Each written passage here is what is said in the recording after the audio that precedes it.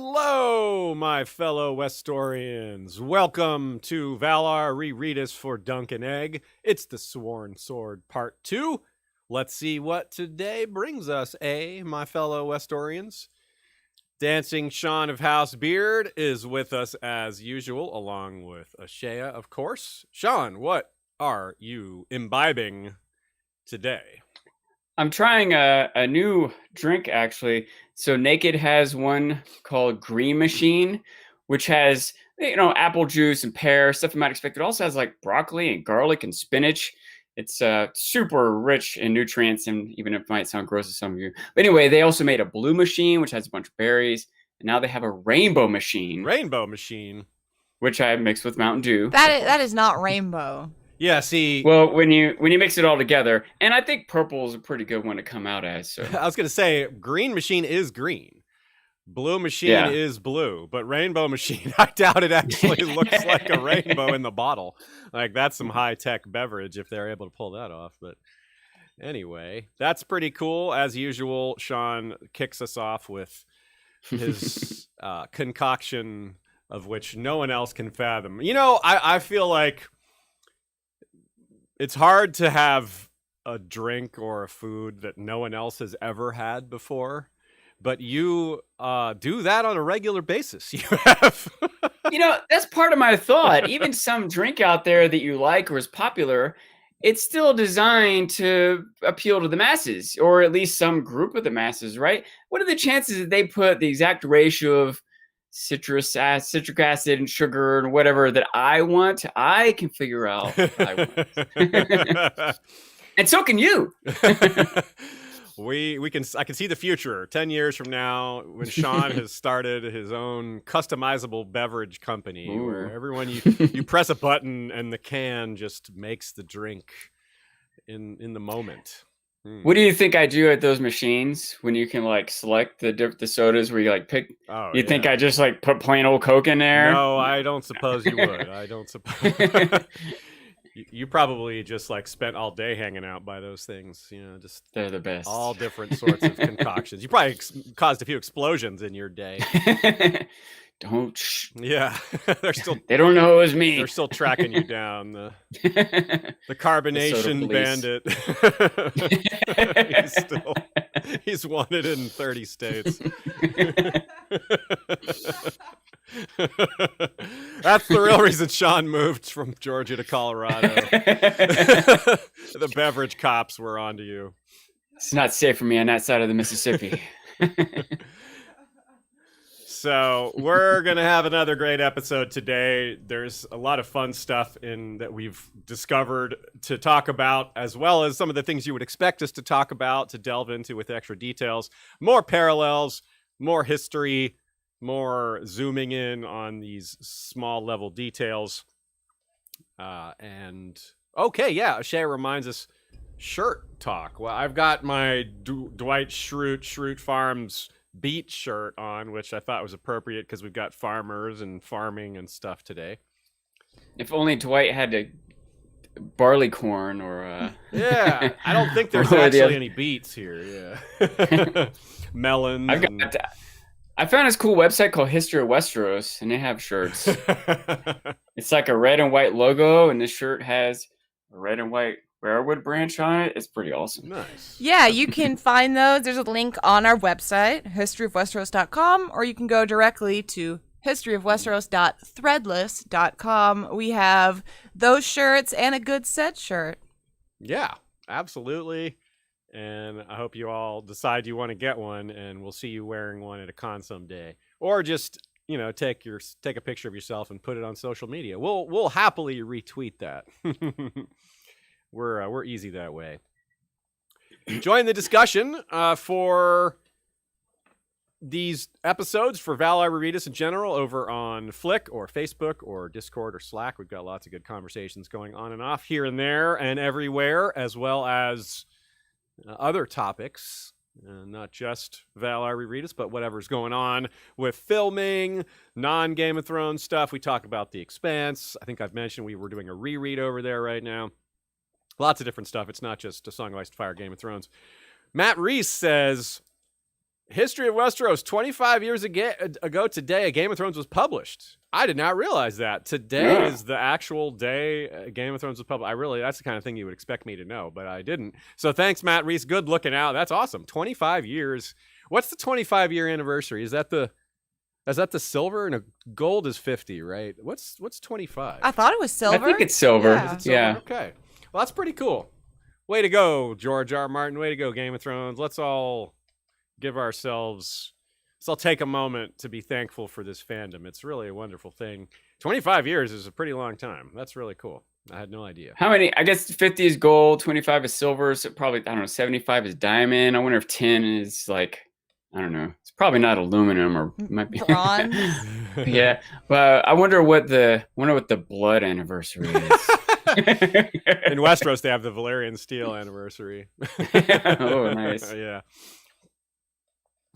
So let's also start off with a comment from our good friend and occasional guest, Jim McGeehan, aka Something Like a Lawyer.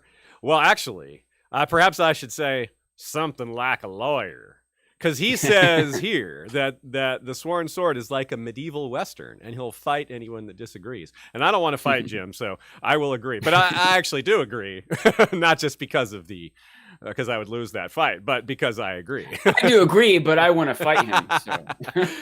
That's a really good take. Yeah, like he makes a comparison. You know, we talked about, Nina brought up, and other folks as well brought up, how Ivanhoe is a great inspiration. You brought that up too for the Hedge Knight, or at least the tournament part of it.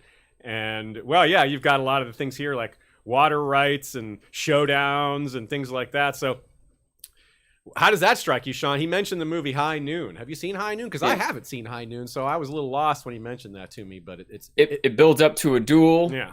By the way, yeah. It hadn't occurred to me, but when you mention it, it does have some similarities. High Noon, I think of as one of maybe 2 or 3 sort of archetype westerns. Yeah. And it's not an action movie. It's a small town. If I remember, the gist of it is that a bad guy from the past is coming back to town, and so the sheriff realizes there's going to be trouble. He's trying to get up a posse to keep this guy out of town, and no one wants to do it. And he was about, it's like the day before his retirement. He's about to get married and move and retire, but he has this one last thing he has to do, and no one wants to help him. I just have to do it anyway. I just have to go fight this guy to protect the town, even if they're not willing to help me out. I'm trying to do it for them. I'm not. But yeah, I think it's. I'm not used to stories about people retiring and not wanting to continue with their work. Yeah. That's hasn't ever been a plot line in anything, right? What is it? One last mission. Yeah. This time is personal. It's totally, it totally sounds like Lethal Weapon, or like a lot of other movies. But to be fair, like I said, this movie is from 1950-ish. It's not like following tropes; it's establishing them. That's cool. Right on. So wait, who's the star? Is that I think it went to Cary Grant. Okay. That's... I'm hesitant. That might not be right. I'm not sure, but it was someone famous. That's very cool. So we're trying to arrange to have Jim back on for an episode to maybe talk about some more of these parallels. So stay tuned for that. We're trying to make a plan for that. So we'll see if that works out. Ashaya, what is this fan art challenge in the link? chat, for anyone who's eyeing the chat, I included a link to art by Claire Hummel Shumla, who did a nice cool piece of a Western style dunk and egg during the Great Depression, where Egg's got his straw hat and Dunk has a gun. So you can go to the chat and get a link to that. And Egg's got he's chewing on a reed there, not a Jojen reed. He's not, eating Jojen paste. That's a confusing thing to say in this fandom, eating a reed, chewing on a reed. I get that mix up all the time. I know, right? Just, go to put a fresh reed in my flute and get blood everywhere. I mean, it's a big mess. So let's talk about Eustace Osgray. He's our place to start today. He's the old lion. He segues us into a tale of the little lion, which segues us into a tale of the Osgrays as a family, which of course their sigil is the lion, the Checky lion. So we have this great quote that shows just how this guy appears. Oh, sorry. I'm not at the quote. As the Brown Knight launched into the tale, he sat listening intently with his chin up and his shoulders back, as upright as a lance. In his youth, Sir Eustace Osgray must have been the very picture of chivalry, tall and broad and handsome. Time and grief had worked their will on him, but he was still unbent, a big-boned, broad-shouldered, barrel-chested man with features as strong and sharp as some old eagle. His close-cropped hair had gone white as milk, but the thick mustache that hid his mouth remained an ashy gray. His eyebrows were the same color, the eyes beneath a paler shade of gray, and full of sadness. So the very picture of chivalry, this is a thing that we keep coming back to, the concept of chivalry and the good and bad of it, because obviously it's not a bad thing, but it's not a perfect thing. There's a lot of negatives to chivalry, but it certainly has good things too. And one thing, looking good has its own rewards in life. It's a fine thing to aspire to, nothing wrong with that. But of course, you can go too far with that. You can make too much out of someone's appearance. You can assume they're a good person just because they look nice. It's the old looks can be deceiving cliche, which is pretty accurate thing in the world. It's beyond just being a cliche. So what I would think of here is he thinks of Eustace in his prime, what he must have looked like in his prime. He's probably the kind of guy that everyone would have made assumptions about. If this is a really great man, but really he's not. He's not a bad guy, right? We've been over that. He's flawed, but decent in some ways, very much wrapped up in his tradition, kind of a relic himself, something we'll get into. Posture is a great example of that, maybe the best example. He's upright as a lance, and that humans respond to posture. Like in nature, it looks great to have a straight spine. But let's not go overboard here. Your spine has nothing to do with your ethics or your goodness, right? Nothing like that at all. So it's a good example of something we can kind of be fooled by, like in just with our own subconscious. Someone who stands up straight. It's something Hollywood puts a lot of effort into, making sure people have good posture. It's why one of the reasons why you have a lot of people who are on the shorter end, like Tom Cruise, Sylvester Stallone. These are kind of short guys, and it's easier to have good posture when you're shorter. So that's a thing. What does this line mean to you, Sean? This presentation. I noticed for fun, some old eagle reminds me of that guy from the Muppets. That eagle character, Sam Eagle. Oh yeah. You know, kind of stern and maybe a little stubborn. Yeah. And stuck in the old ways. Yeah. You know, I always picture Eustace as being really small for some reason, and it isn't until I reread that I was like, oh yeah. He is not a small man. He's got a barrel chair. Yeah, he's a big guy. Yeah. Yeah, it is. A lot of times there's this instinct, whether it's our perception or how things are presented to us, some grizzled old man from a bygone era to be looked at with a certain amount of respect, you know.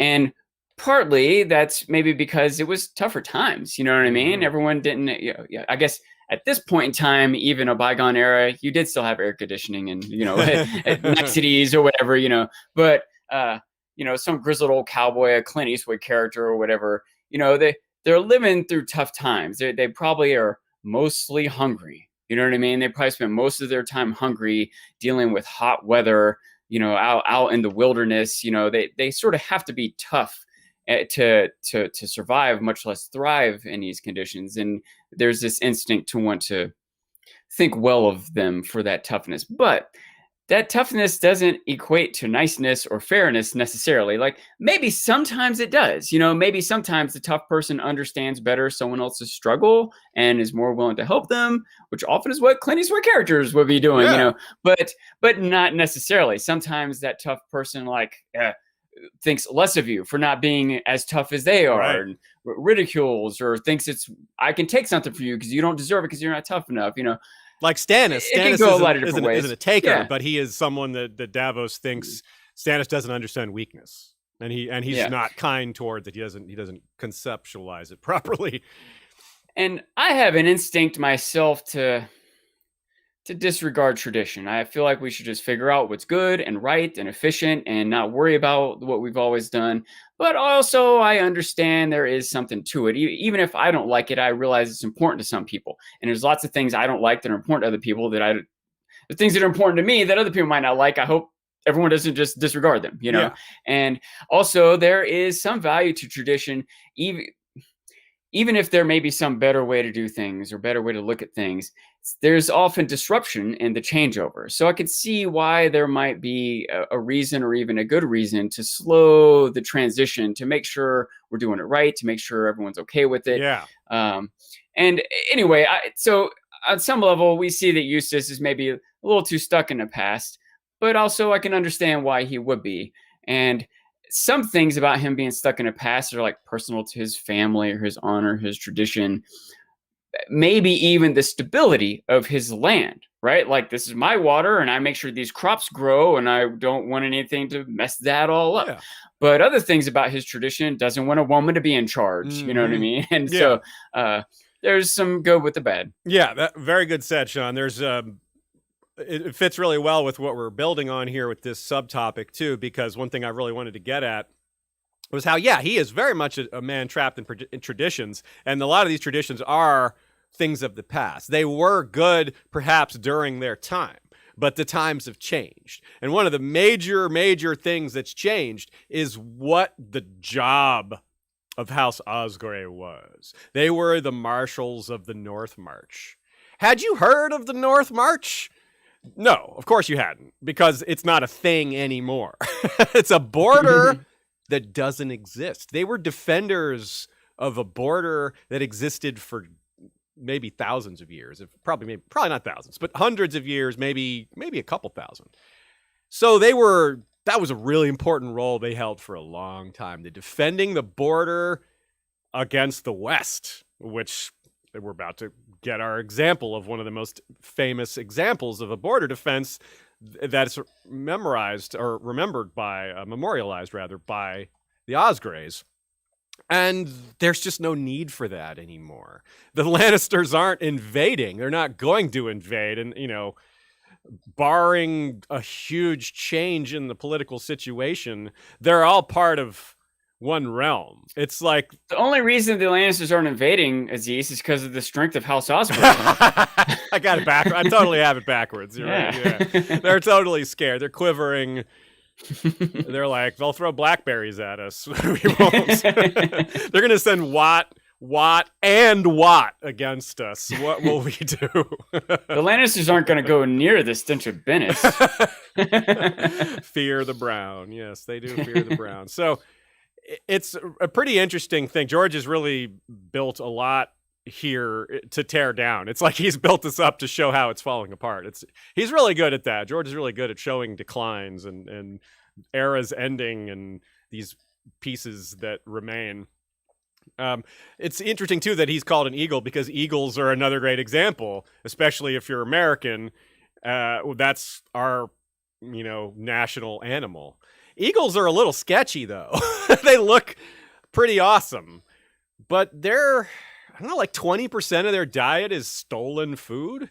Like, they just take it from other animals. Like, they let the animal do the killing and then take it from them, which is a pretty appropriate symbol for like lords taxing you too much, right? Like you do the work and then they come in and get the credit and that's very good. Benefits. So that's a good example, like eagles as a symbol for American independence and dominance is like, well, if you actually look at the behavior of an eagle, it's more about, this symbol's more based on how eagles look than how they act, right? I seem to remember that Ben Franklin wanted it to be a turkey and not an eagle. Oh yeah? He didn't want this sort of dominant warlike predator to be our symbol. He wanted the turkey maybe a symbol of bountifulness, I guess. I don't know all the details, but a kind of random thing that I learned, which is that most of the time when they use the sound of an eagle, when a show or a movie or what have you needs to have the sound of an eagle, they use the sound of a hawk.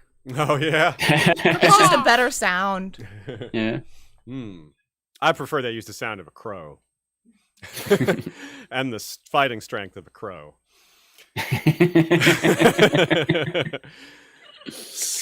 So it's very appropriate for Eustace's introduction, that he himself is a bit of a relic, and the first time we see him, he's tending to the even older relics that he himself is perhaps like becoming a part of. So here's another quote. Mm-hmm. Sorry, I don't know where you are again. The Solar's thick gray walls were hung with rusted weaponry and captured banners, prizes from battles fought long centuries ago, and now remembered by no one but Ser Eustace. Half the banners were mildewed, and all were badly faded and covered with dust, their once bright colors gone to gray and green. This is emphasized by a scene we probably won't get to today, but I want to jump ahead just for a minute to describe this moment. When Dunk actually gets to Coldmoat and they're like, "Who are you?" and he says where he's from, one of the people there, I forget who, and it's not sarcasm. He just honestly is like, "Oh, the Osgrays, they're still there?" It's like, oh man, like, geez, like they've actually, not only are they forgotten, but they're like literally forgotten. Like, it's not just a metaphor, like these actually forgotten. And that's just, wow, that's pretty sad, because this guy's like, we'll show them we still have claws, we'll do this and that, and they're like, wait, who are you again? It's like, oof, nothing is more takes the steam out of you thinking you're important than someone just not even knowing who you are. Like, that is just, ouch. Going over this again, I wondered at first, because I'm looking, like, I feel like I mentioned this before, Martin doesn't put things in it randomly. Pretty much every word, every scene, every moment has some sort of meaning behind it. And that fly buzzing around Eustace when he's telling the story, it's like, I wonder what that, why did Martin stick that in there? And I took note, by the way, flies keep being mentioned over and over again in the story. It comes up 15 or 20 times or something. Maybe in slightly different contexts each time, but I realize it's almost obvious now what's going on here. Two things. One, something is bugging Osgray. Something's bugging Eustace. Like, he's irked by this thing. The fly represents maybe this annoyance of trying to figure this out. And remember, when he kind of like decides what to do, he smashes the fly, right? So yeah. But at the same time, flies also, and at the beginning of the story, the flies were lingering around death. And that's many of the other times when it comes up, flies hover near death. And Eustace and his house are near death. So. They really are. Yeah, you're right. I mean, he has literally no heir, not even like a cousin that we know of. So you're right. Also, at the end, once there's sort of a resolution between Eustace and Lady Rohan, Dunk observes the flies are gone. Oh, good call. Good call. Mm-hmm. Also, so there's that moment with the tree cat. We can jump ahead to talk about that, which is, I was wondering, and you were wondering, a lot of us were wondering what. Yeah. It's a pretty clear symbolism moment there, because it's just so distinct and there's really nothing else going on. And someone even says, I wonder what killed it. And it's I'm less sure about how to, I haven't concluded what I think about this yet. Well, let's talk through it a little bit. Maybe we'll figure a little more of it out and chat, you all weigh in. Cause I mean, I'll be honest, symbolism, when I started this podcast, my understanding of symbolism was pretty minor. And I've gotten a lot better at it, but I don't think I'm great at it. And I think what I'm pretty good at is noticing patterns. So I detect that symbolism is there, but actually interpreting it, that's something I'm kind of a work in progress as an analyst in that. And I've learned a lot from other people in this fandom, and just by paying more attention, doing rereads, and really trying to focus on it. My first instinct is that it's a cat. So it's similar to a lion. Like, it would be a little too on the nose if it was an actual lion dying, right?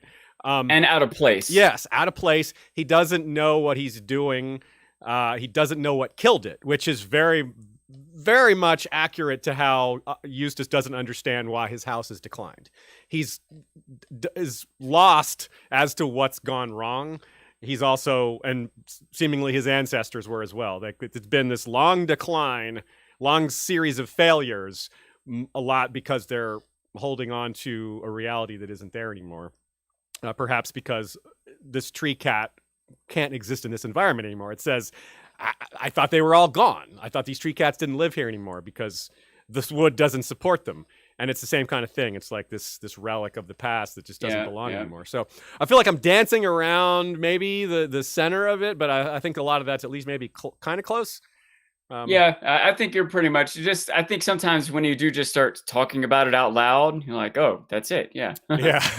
I did have the thought that is the tree cat like a symbol of a lion? And I was thinking maybe the tree part of the tree cat was like dunk, because a tree's a sigil.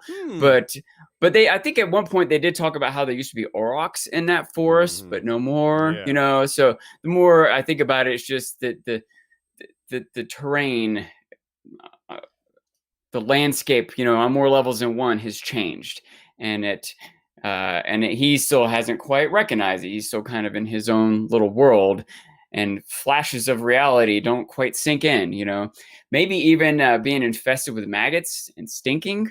Sir Bennis. Yeah. Certainly, there is rot in there, and Bennis could be like an extension of that, as well as the just expressing their long decline here.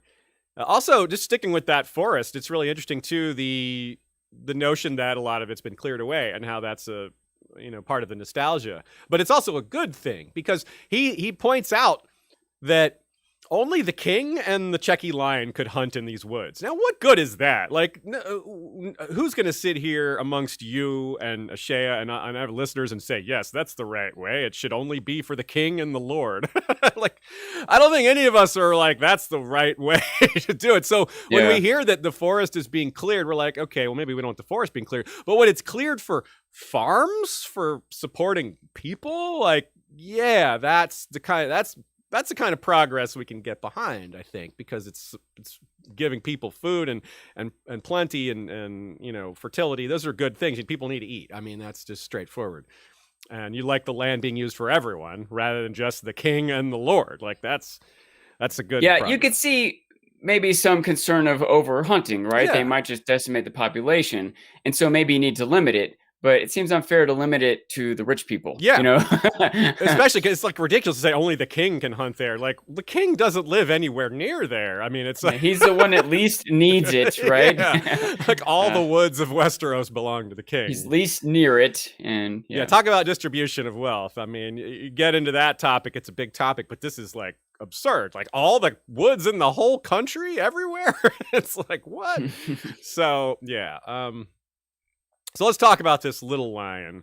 We'll lead into it with saying, he's a keeper of this history, but one of the problems here, Nina writes, he's a man obsessed with nostalgia, a man who can't see how a memory of past glory has driven his family into the ground. He sees all the awesomeness of the past, but is blind to the aspects of it that are leading them to have fallen behind. Like, this obsession with the past is part of the problem. It's fine to have nostalgia. Heck, I love history, but history is history. It's gone. It's something to learn from. It isn't now. You can't make it now. And that seems to be Osgray's problem. So this little lion story, he really puffs up and gets excited talking about it. It's kind of a David Goliath story, but more brutal, because in this, David and Goliath both die here. There's no, David's like, yeah, I won. You're like, no, it was a tragic sacrifice type story. So it's a little bit of a conundrum as to when this happened, right? Because the presence of the sword Brightroar is a little bit like the presence of the sword Ice or perhaps Lady Forlorn in tales that come before Valyrian steel came to Westeros. So we know that there's a sword called Ice before the Valyrian steel version of it. Like, they renamed it. Like, this was our ancestral sword. Now we've got a fancier version, so we're going to call this one Ice. And that could be what happened here, or it could just be, my best guess is Sir Eustace is just conflating history. He's just assuming the Lannister had this sword back then because they've had it for so long, or they had it for so long. But I'm pretty sure that he didn't have Brightroar at this time.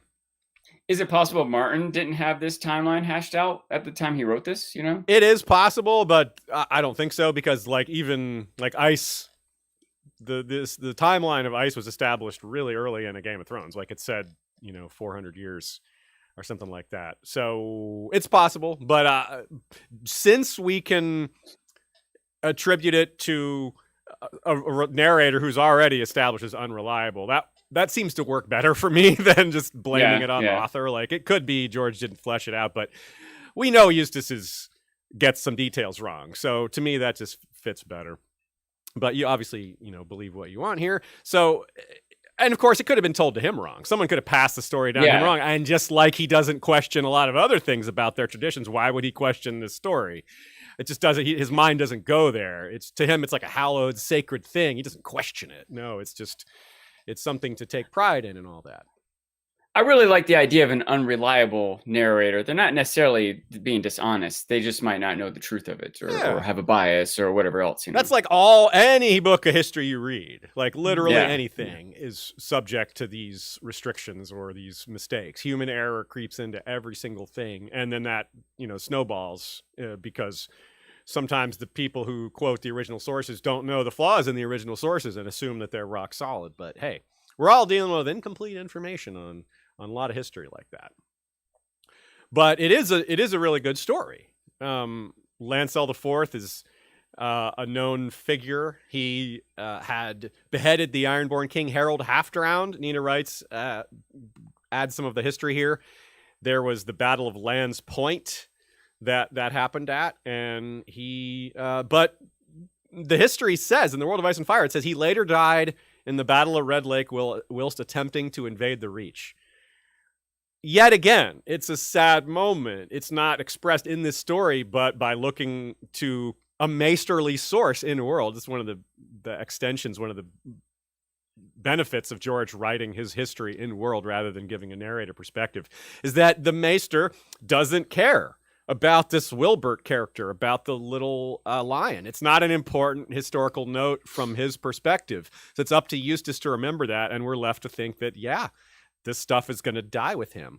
It could be written down. Like, someone could have written this down, but that's part of their decline as well. The fact that he's a landed knight and not a lord means no Maester, right? If he had a Maester, he could charge this Maester with writing all this stuff down, and then it would be remembered. But he doesn't even have that. And that hurts. I wish that, He could write it down himself, or I don't know, have Venice, or maybe they can't read, or they don't think that's their duty. But I mean, maybe you do something that's not your duty to preserve your legacy. I don't know. I mean, you get a Maester to do it. Yeah, I mean, he just can't afford one. He's not. Yeah. He doesn't get one assigned to him because he's not a lord. Up and really prioritize your history, I think, to be honest. And he has savings too. We know that, like, he has some, maybe not enough for a Maester, and maybe he should have done this farther ago, but maybe again it's just his stubbornness or closed-mindedness about the reality of the world. He doesn't at this point, he might be starting to realize it, but it's too late, or he doesn't want to admit that it's going to happen. But I mean, I guess he thought his sons would eventually commission such a thing. That's true. Yeah. Maybe he's just... But it's not like his sons just died 2 weeks ago and he hasn't had time to figure this out. True, they died a while back. That's very true. But, another thought, though, let's say he did hire a Maester and got all this written down, or did it himself or whatever. Then what? Then he dies and there's just some book in his castle that people barely know the castle's even there, much less that the histories are stored. Well, I guess he has it taken to the Citadel, and then hopefully, maybe someday it gets... Or he reads it in his old age. He has people reread it as he gets Alzheimer's, essentially, dementia. I think about this a lot, actually, just because I love sentimentality. And saving things and history and old photos and all of that sort of thing. And I'm like, who on earth is going to care about this in 100 years? I don't know anyone. Someone might. You never know. I guess you just never know. Like, there's a lot of history that was written down by people in the real world that maybe didn't seem important at the time that maybe became important later. I'm unable to think of a specific example off the top of my head. Here in Duncan Egg, this would be an example. This is kind of a notable story. Egg was part of it. Aegon V was part of what happened here with the Osgray. That's true. Yeah, I have a note here later for when he's discussing, he's like, Maekar, Anvil, and the hammer, blah, blah, blah. Too much is made out of them. He's like, do you realize that the Anvil's kid is like right here? That's the Anvil's son right there.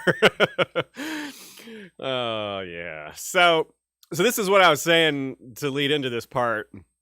about, and Nina adds to this here. She says, it's on the nose, but nevertheless important that the physically crumbling and degrading castle of Stanfass mimics the dynastically crumbling house Osgray. Just as Stanfass, quote, stood bravely atop a rocky hill and could be seen for leagues around, and Sir Eustace himself is unbent, big boned, broad-shouldered, all that, powerful as an old eagle, prideful, good bearing. But this is just, a lot of that is just appearance, right? When you get close to it, it's described, Stanfassel is a castle only by courtesy. We have black stone at the base, which conjures up images of the high tower and the black stone that we went over in the portion of the Great Empire of the Dawn about strange stone around the world. There isn't necessarily evidence this is that kind of strange stone, but no one actually takes a close look at it, so you never know. But it is more notable here that newer gray stone and turrets deliberately clash with the older symbols, right? You've got old stuff and new stuff sort of mixed together. It really sets the tone pretty nicely here. But it is... I can't believe I didn't think of this before. Remember that a portion was rebuilt? Yeah. And there are turrets on that side, but not on the other side. Mm-hmm. It's a blind spot. Eustace kind of has a blind spot. Yeah, this piece of the world he just can't see. Yeah, that is good. That's pretty cool. And it is bigger than it appears too, which is maybe if you're really reaching for symbolism, it's like there's more to it than it seems. There's more history here than it looks like. There's always more than the story than the story that we know. It says its deep vaults and cellars occupied a good part of the hill on which it perched. Above ground, the tower boasted 4 stories.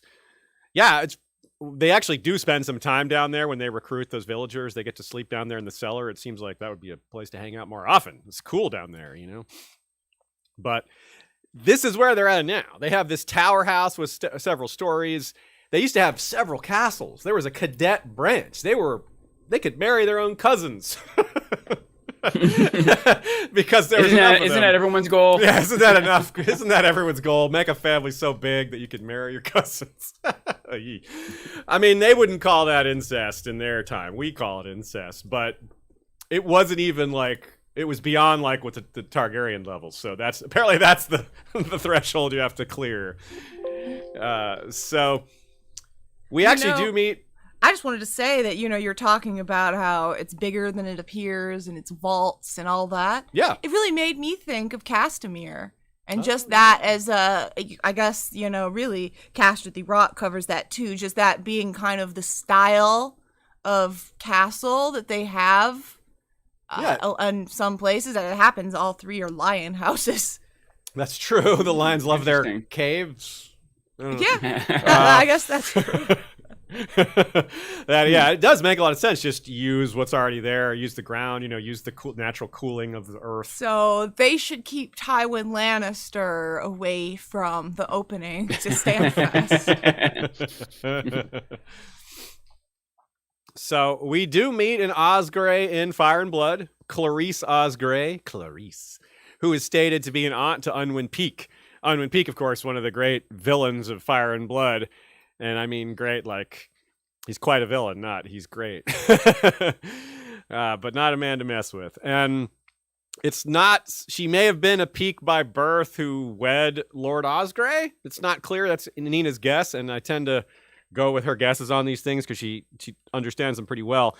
But it is a guess, so it's not a sure thing.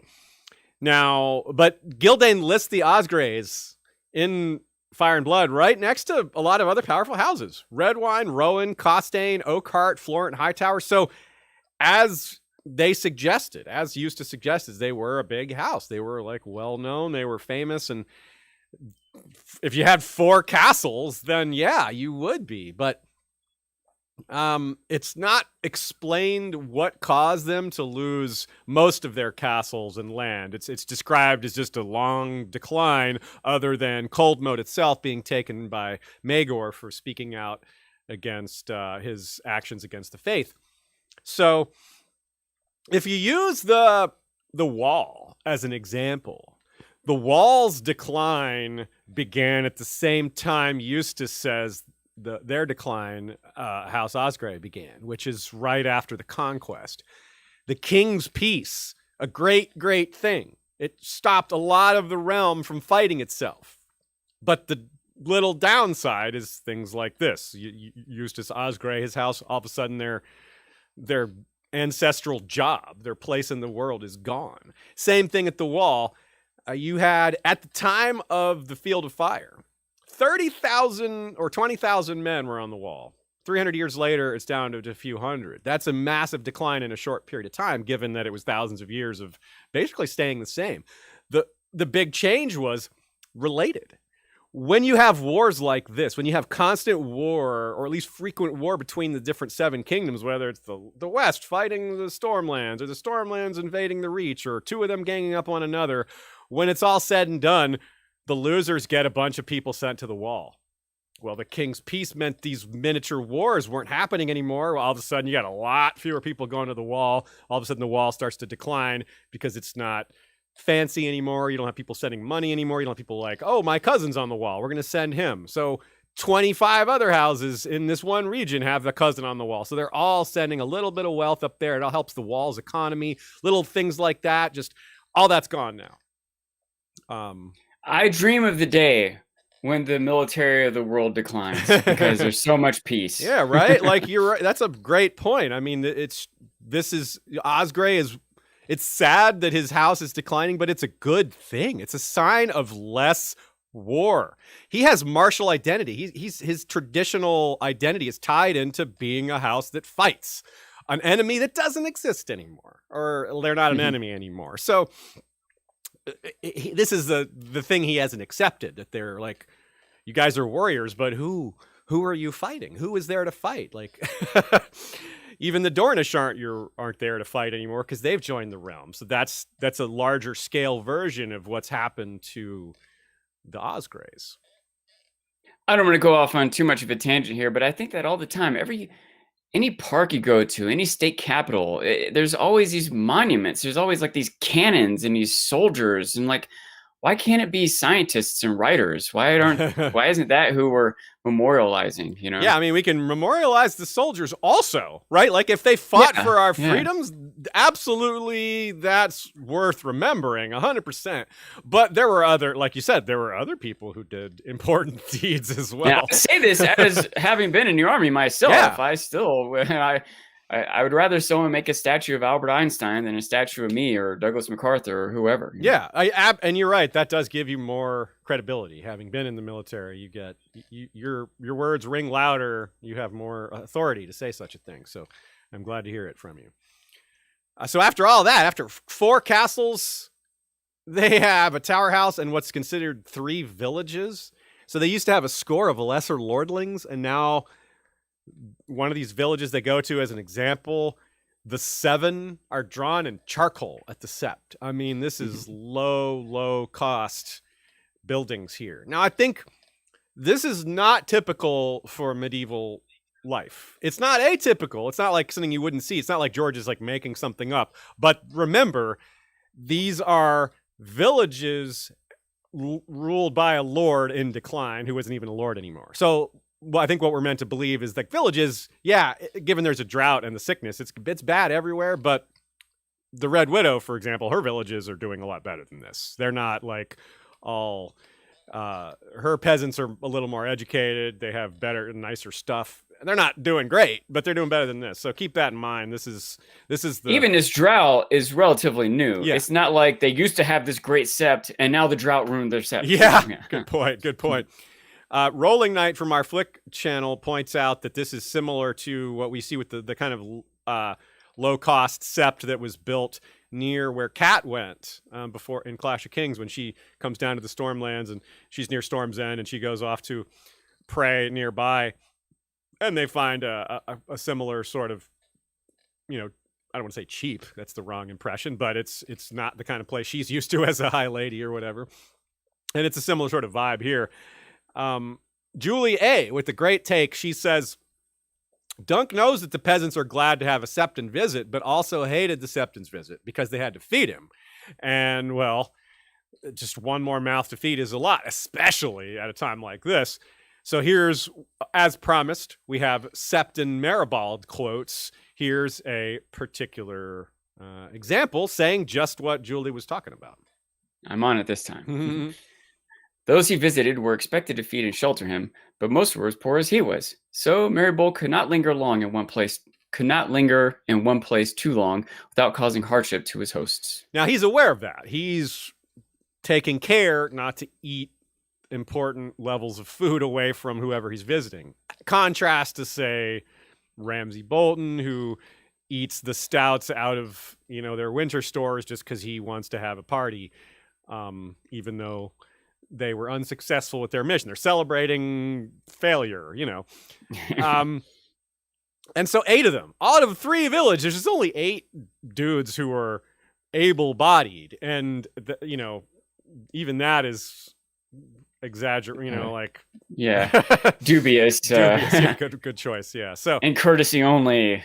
yeah. So yeah, I'm not trying to rag on them, but they're really scraping the bottom, trying to find people who are capable of fighting here. These are guys with no training or experience, and well, there's another part of a line from Maribald here, and it's particularly the second part of this quote that we want to think about in terms of these folk here. Broken men are more deserving of our pity, though they may be just as dangerous. Almost all are common-born, simple folk, who had never been more than a mile from the house where they were born until the day some lord came round to take them off to war. That's exactly what's happening here, right? This is a dead-on description. George hadn't written this part yet, right? A Feast for Crows wasn't written yet, although it's entirely possible he had written this part. And just, the book Feast for Crows hadn't been published yet, but he may have been writing some of this simultaneously, kind of going back and forth, this stuff is really good. I can use it in 2 places here. I can borrow and expand on this really powerful theme. But man, it just, especially keeping in mind what you've got, or what Nina pointed out that Jim has said. Yeah. This is something Martin would have witnessed in the world, the draft for Vietnam. You're very good point. Yeah. This is maybe something we'll have Jim talk about a little more if we can have him on, if we can get that arranged. But yeah, George himself was a conscientious objector. He was drafted into Vietnam and didn't have to go because of that. And George said he would have fought in World War II. He believed in that cause because the U.S. was attacked. That's a totally different scenario. It's a lot more directly understandable why someone would make that distinction, one war versus the other. And Nina writes, while it's true that the medieval army would not have relied so exclusively or heavily on untrained, unwashed peasants, George would have seen in his own experience of observing the Vietnam draft, ordinary men without any kind of military training just pulled from their homes, very young, don't understand what's going on, probably only know Vietnam as a word, right? They don't much know about the country. This is obviously pre-internet, so you can't just go look up Vietnam. Well, right now I could go look up Vietnam and learn a lot about it, right? Just pretty easily at my, it wouldn't be contextual. I wouldn't understand the people or how they live, but I would learn a lot just by that. And they didn't even have that. Someone could go to their local library. And then there would be even less context. Yeah. I think this is probably reading a book about Vietnam written by some dude who hasn't been there, quite possibly. Or I was picturing them. Or by a French conqueror. Yeah. I was picturing just going to the encyclopedia. Yeah. And even that's not a sure thing. One of our favorite examples, the author, I'm spacing out his name for some reason. Robert E. Howard. Yeah, the guy who wrote Conan. He grew up in a small town of 2,000 people. He couldn't even go really to the library to look at books. He really had to use his imagination. So we really take for granted a lot of times just the amount of information we have at the tip of our fingertips. At our fingertips these days. But George did, yeah, like you said, it's really important to notice that this was firsthand for him. He probably had friends that were drafted that didn't have a conscientious objector status or something like that. He almost certainly knew people that were killed. Yeah, I wish I knew more about the details of what exactly it meant to be a conscientious objector, because if it was just that simple, we wouldn't have had people burning their draft cards and fleeing to Canada and literally being arrested for dodging a draft, I think it was his journalism might have been part of it. I'm not sure, though. Yeah, I don't remember. I've read about it before, but I don't remember. It's not something that stuck in my head. So expecting these villagers to win any sort of battle is very wishful thinking, right? It's all of these guys are each individual little lions. Can I just say that the answer? It said he objected, and was fairly quickly granted conscientious objector status with the draft board reasoning that being branded a coward for life would be enough punishment for not serving. Whoops. And we all know we call him a coward. George is like, I'll take coward for that. Yeah. I wonder if it was earlier or later in the draft. I wonder if early on they're like, all right, fine, coward, we're not going to make you do it, and you just have to suffer with your guilt. But later on, they're like, no, you have to. We need people. I wonder if the gears shifted as the war grew. Well, maybe it was the other way around. Maybe toward the end, they're like, man, people are leaving the country. I guess we can't make them. Yeah. So here's where we get into a little subtle history as well. Like I said, that expecting these guys to win is like expecting each one of them to be like their own little lion, their own little Wilbert Osgray. You need a lot more than that to win this fight. And they argue about whether this is a smart conflict or not. And Egg's, this is a stupid conflict. It's a stupid thing to fight over. But he says the Blackfire Rebellion wasn't stupid. Maybe in some ways it was stupid, I would say. But defending against a rebel, a coup or whatever, that is something more like the difference between Vietnam and World War II, where one is your country has been invaded, and another is you are going off to stop another country from invading another country or interfere with their whatever you want to put it. They weren't attacking the U.S. in terms of Vietnam. It's a different situation. And that's sort of the same case here, whereas they weren't even taking our oil. I mean, so there's a joke here that, again, Bennis's role in the story is really important. As crude and awful as he is, he makes this joke. He says, Eustace should have come to this village and sired more bastards. There would have been more men to fight for them on this day. Now, that's just a crude joke, but it's actually a really important reference, because it's not only is that the reason the Blackfire Rebellion happened in the first place is because Aegon IV just went around, made so many bastards, and then named one of them, gave him the sword, and the rest is history. But what he's describing isn't uncommon at all. Like lords, kings just going to villages and taking advantage of young women who are peasants and can't do anything about it. Like that's not uncommon at all. It's terrible, but it's very much a part of history. I'm not sure that Bennis was joking. No. He might have legitimately thought that's what I would do if I was a lord. I don't know why he didn't do that. That's a good point, actually. He might not be joking. I might be giving him too much credit. Yeah. I shouldn't. I don't know it may be that, especially considering everyone's reaction to the cheek slash, that might be enough that maybe it wasn't okay to just go around raping women. But it might not be that hard for a lord in a small community to do it without anyone accusing him of rape. Like who's going to stop him? Who's going to know? Yeah, especially it's dark to think about how much that happened or must have happened throughout history. Yeah, and that's where we get into a kind of a controversial topic for the real world, which is the concept of first night. Most people have heard of it through Braveheart, and well, not most people. A lot of people heard of it through Braveheart. That's where I first heard of it. It's of dubious historicity, but not dubious in some ways. It's places in Western history where people say it didn't really happen and it's exaggerated. Yet there are places in other parts of the world where people insist it definitely happened. So I'm not going to say it didn't happen. I tend to believe it did because I'm more cynical about human nature, and I think that if people can get away with this sort of thing, they would have. And it definitely happened in Westeros. So however much it happened in the real world, it definitely happened here. And it's brought up here. Remember last time at the end, we had a quote where Egg is like, well, I can teach them about how Alysanne got Jaehaerys to end first night. That's exactly the type of concept we're discussing here. First night being the Lord has the right to lay with the bride on her first night before her marriage. It's pretty, really awful. But this is exactly that sort of thing where they think they have the right to do that and no one can stop them. And that leads us to this recurring topic, the education of a king. Eggs being a good kid. But, of course, he's got some pride, where we have this quote, if you happen to have it, Sean. Egg looked indignant. I have to serve small folk? Not serve, help. We need to turn them into fighters. That's really good. See, Dunk is diplomatic. He knows that even though he's a good kid, he's still a Targaryen. He's still a son of Maekar. So you got to choose your words carefully. And that's to me, this is what you were saying before. That's a really good example of Dunk being the opposite of thick as a castle wall. That is smooth talking right there. Yeah. That's like Aikido, verbal Aikido right there.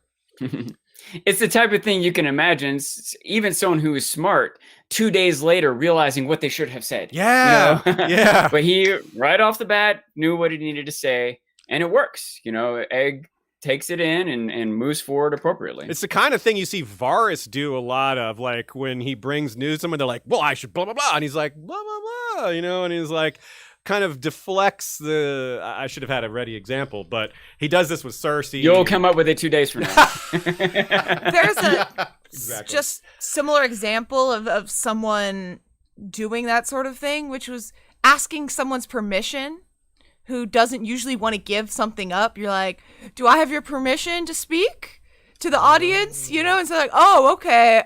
I you have to ask me for permission. Of course. You're deferring. Yeah. You're deferring Yeah, to me. yeah. Yes, exactly. That's a great point. You Good make them said. feel better about it by bringing to the forefront that they are in charge, or that you're only doing it because they let you.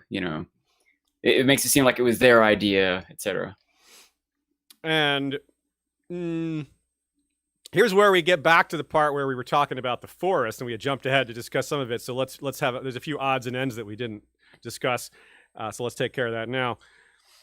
One part is that Dunk is worried that one spark and this will all go up like tinder. He's, of course, means that literally, and that does happen. It's pretty direct foreshadowing that the story is that the forest will catch fire and blame will be ascribed, even though it probably shouldn't, because it's so easy to see how a fire could have just started given the heat and the drought, the dryness and all that.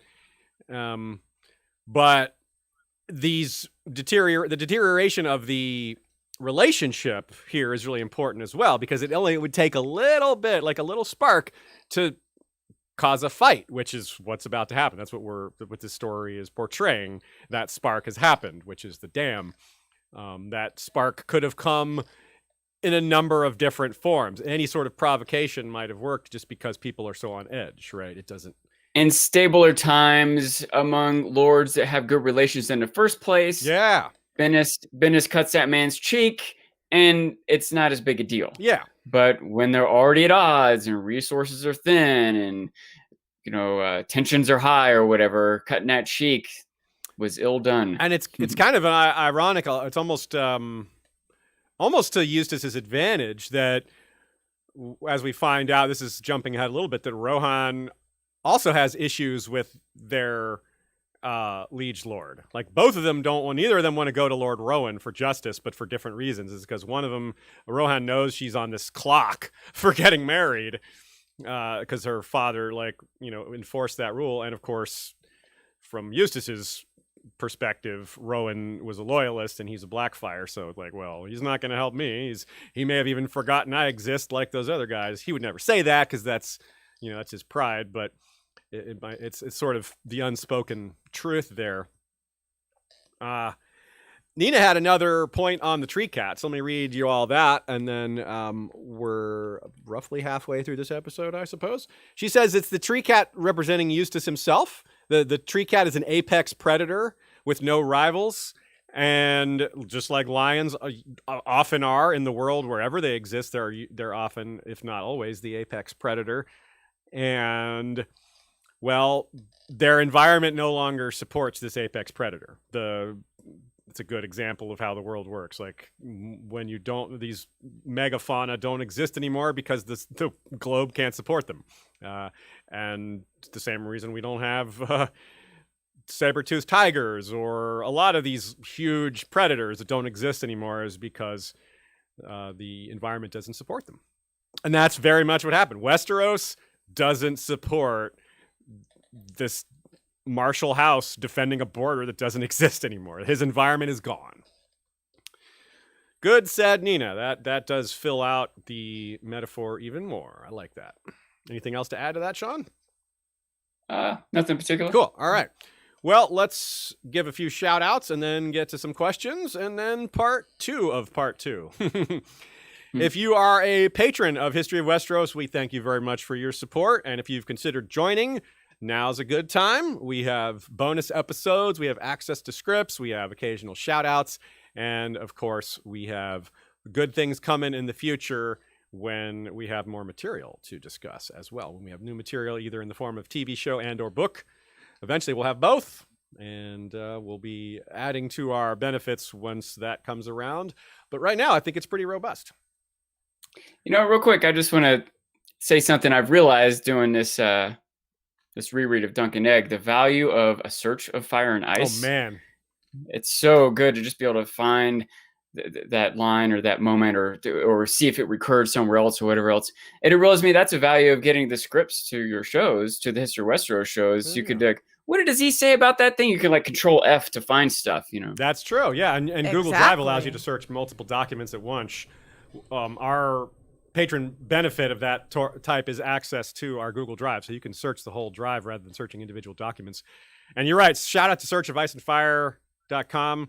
We try to send them a donation once a year or so because we get a lot of value out of that. And I encourage you all to do the same if you use them. If maybe one day they'll add Fire and Blood. Yeah, that would be cool. The dream. But back in the day, before Search of Ice and Fire existed, I would open every single ebook. I would sit down to work, I would open a copy of Game of Thrones, open Clash of Kings, open Storm of Swords, Feast for Crows, Dance with Dragons, all three of the short stories here.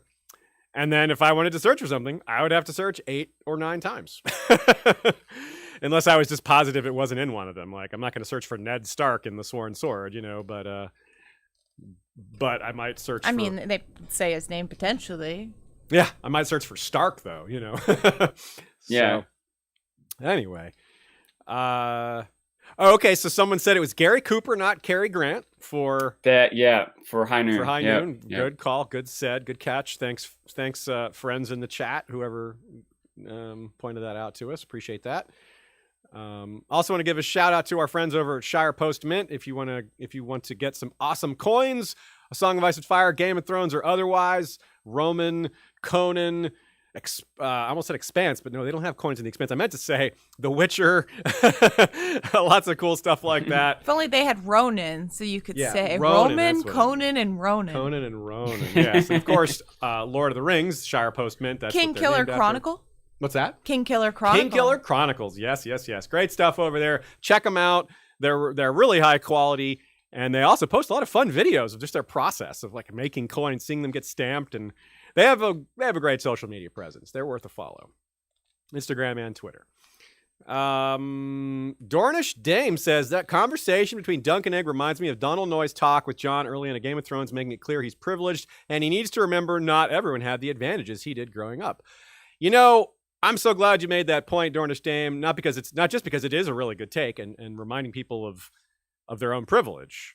But we have a Donald Noy quote later in this episode. So you're just right on here.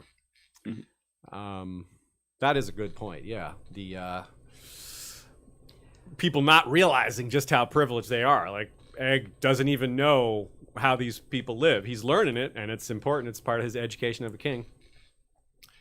Now, here's a mini earthquake.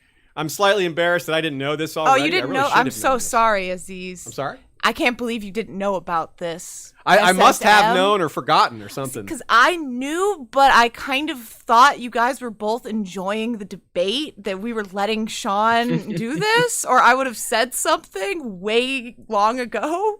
I was enjoying the debate. I can't believe that no one let me know. That was a little dubious. Yeah, no one said anything. So let's get into this real quick, which is that Heather Hare points out that in a Radio Westeros episode where they're covering the Hedge Knight, that in a Sosbeck Martin, George did state that Dunk was not knighted by Ser Arlen.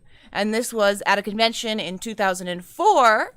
And I want to state, Sean, you wanted to know more context. And I will say that the source is reliable because we know the source. The source is listed as Stego King. And that is someone we have met in person, a member of the BWB, and not just a member, the previous admin, the previous runner of the George R. R. Martin fan group. So pretty legit, but yes, you are correct, Sean. We do not know the exact question. Yeah, because again, maybe I'm just being stubborn, but I can just imagine, especially if this person wants to believe, or maybe even knows from personal conversations with George or something, that Dunk wasn't. But but Martin might still not have given a straight, clear, end-all argument answer. He might have given an answer that this person decided, okay, that's it. Martin said it, it's official that he didn't do it. But I still want to know exactly what the question was and exactly what the answer was. For no other reason. And it's just a little disappointing that Martin would just end the ambiguity. That's a little surprising and disappointing to me. Kind of figured that it was the kind of thing where they were just all talking and he was just like, and so when Dunk lies about being knighted sort of thing, that it was clear. I don't think that Stego was just pulling this out of nowhere. I have a lot of trust in his account of it, even though it's just a one sentence account. I do. It's on several levels it's disappointing to me. One, because I like the ambiguity, I like the debate, I like to be able to I like how well George, every hint I feel like could go, there's an argument for it either way. Even if it is stronger to one side, I still like that that it could turn out to be the other side and it wouldn't make no sense because of some certain thing. Yeah. But it's also disappointing because it means Dunk lied. I want to think of him as this hero. And the fact is, when I think about it, Brienne also lies, right? Sure. Even these most straight good guy here or good person heroes that we have, they still lie. I mean, and not Ned always. Stark, Sean. The icon, one of the iconic good guys of the series, his whole arc, his whole story is built on a lie. Yeah. He's lying about Jon's birth. He lies to save his neck and his family. Before he doesn't save his neck after all. But and at the end of this very story, Dunk signs a lie in blood, cuts his cheek, and swears to Lady Rohan he's the one that attacked the peasant, not Bennis. He's got good intentions when he lies. He lies in the next book too, by the way. Yeah. He maybe an exaggeration, but he tells Egg that he stole that head off this pike. But really, it was one of his friends back in King's Landing. It wasn't actually him that did it, So even the most heroic, true, whatever knights still have their moments of dishonesty. I don't think it's life isn't so simple that you can just tell the truth all the time. You can't just go around telling kids there's no Santa Claus. Here I go with that again. I've used that as an example so many times. I would like to now continue with Heather Hare's question. Okay. She pointed this out to us, bursting Sean's bubble. I'm so sorry, Sean. But she continues and says, instead of asking, was he knighted, I think we should be asking, will he be knighted? And if so, by whom? Will his secret ever be outed? Surely it must if he gets knighted in the future. And if so, how? What do y'all think? I'm going to go ahead and say I don't think he gets outed. I think he is essentially the Lord Commander of the Kingsguard without being a knight. I'm going to think he does get knighted because I sort of the way that answer was worded, he says Sir Duncan was not knighted by Sir Arlen. Or Duncan was not knighted by Sir Arlen, which sort of implies that maybe he was knighted by someone else. Well, that would imply that he was knighted by someone else before all of this, and that would mean it supports that Sean's idea that Dunk is a knight. No. I'm saying that he's knighted eventually, like not during these stories, like when he's much older, like before. For example, if someone had asked Martin a question, was Dunk ever knighted? And Martin said no. Well, that would mean he definitely never gets knighted by anyone ever. But if he says not by Arlen, well, that means he might get knighted later on. I guess theoretically means he might have been knighted by someone else before Arlen died, but I doubt that's the case. It just leaves the door open. Yeah, it leaves the door open. Right. A flat no means never.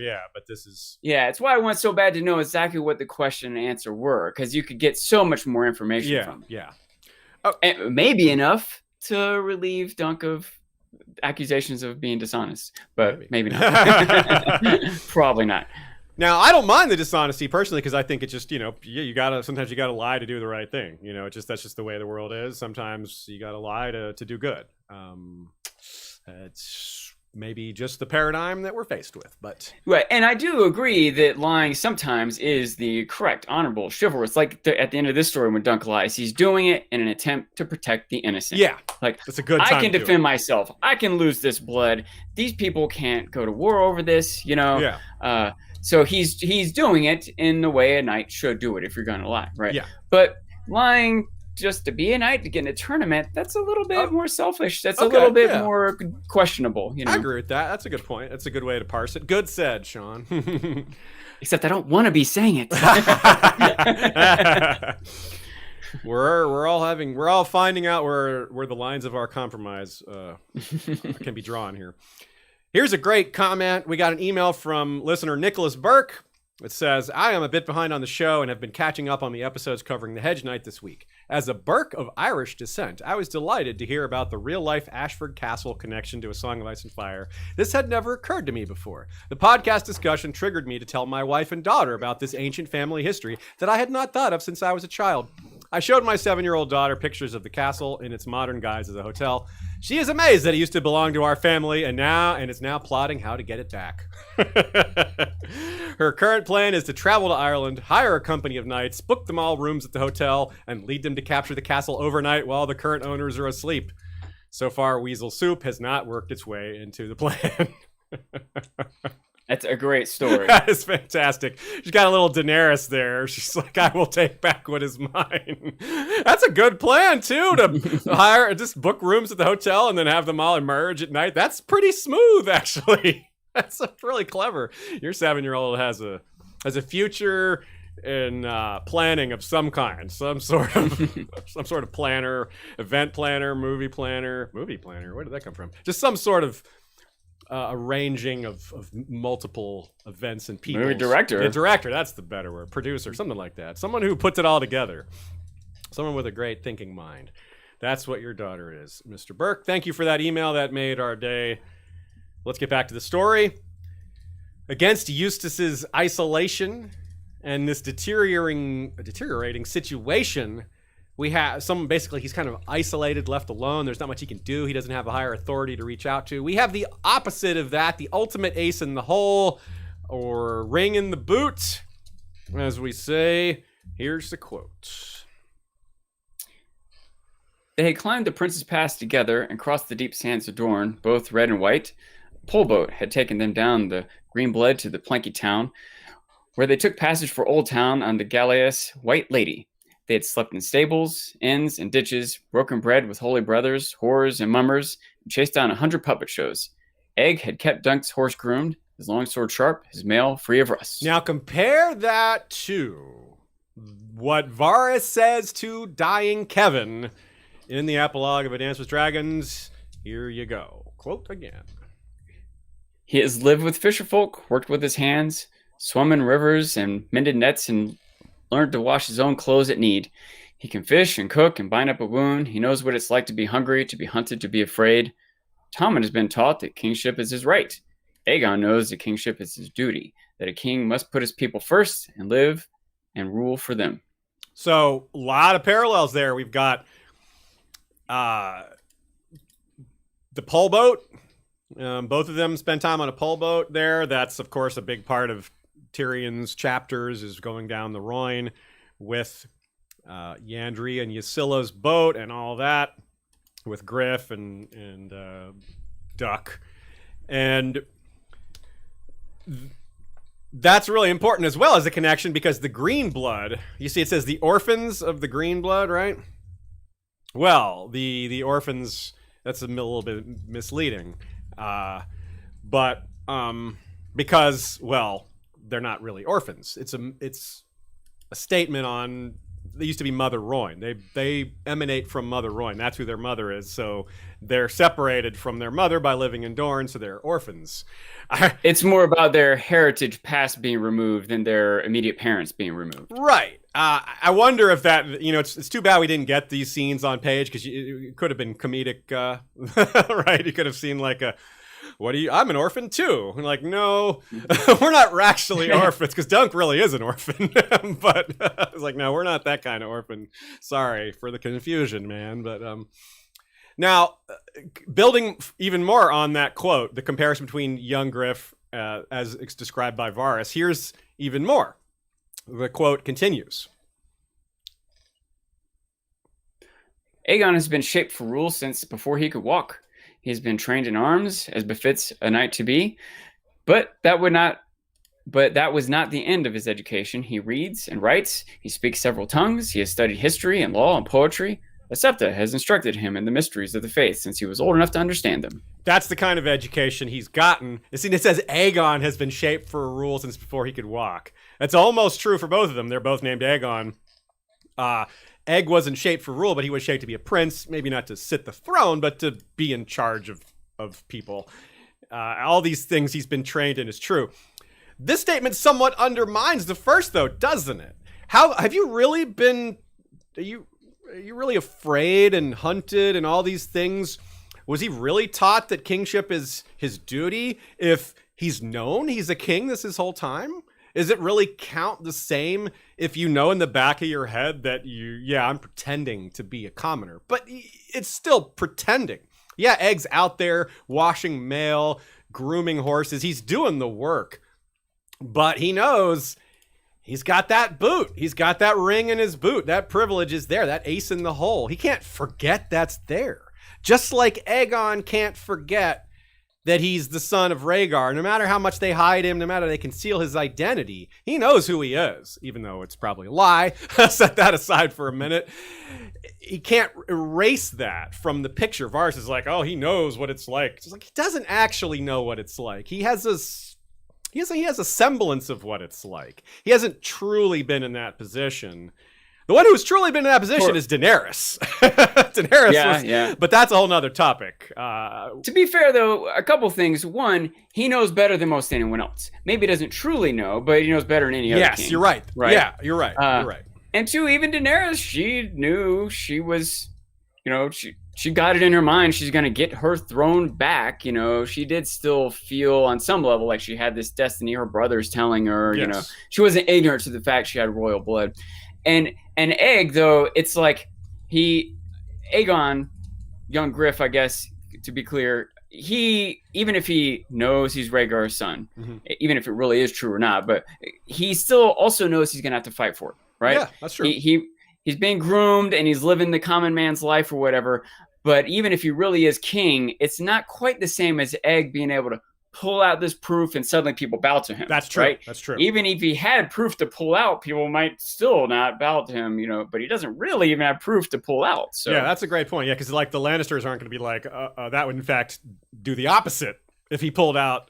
He's like, I'm Rhaegar's son. Like, oh, we're going to kill you. Like, assassinate him quick. That would put him in more danger. Yeah, you're right. So there, you're right. It's a different sort of picture. But the point is, you can't just manufacture what it's like to be a commoner. You can learn a lot of it, and I totally agree with what you're saying that this is better, way better than not doing it. It's just we just need to properly frame it and not make it into something it isn't. He knows he has that insurance policy, and just knowing you have that insurance policy just does a lot for you. It's the same line of thinking as why Egg felt like he could comment on so many things, like cynically, like, oh, that guy's stupid or whatever, like kind of like how Arya would. We can make that comparison, like being snide. He can do that because he knows he's a little easier to be snide when you have a rich daddy. Or whatever. No one's going to pop you in the mouth when your dad's Maekar. But if he was just some regular commoner, he probably would get smacked a few times, if not a lot of times. Yeah.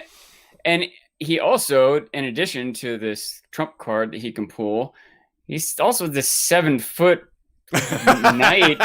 You know what I mean? Like, there's a few times where he probably would have suffered a worse punishment if Dunk wasn't there to hover around to keep things calm or whatever, Yeah.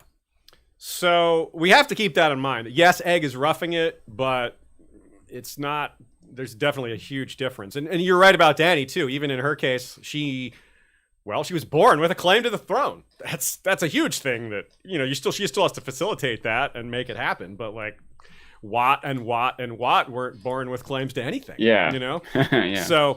Yeah. So there's a lot of these things. There's a lot of different details here that have to be sorted through. But here's another really great aspect of this. It's just the temptation of power is a really big aspect of A Song of Ice and Fire. And here we see, I think, George channeling one of his favorite fandoms, one of his favorite novels. Egg really wants to use the ring to do good.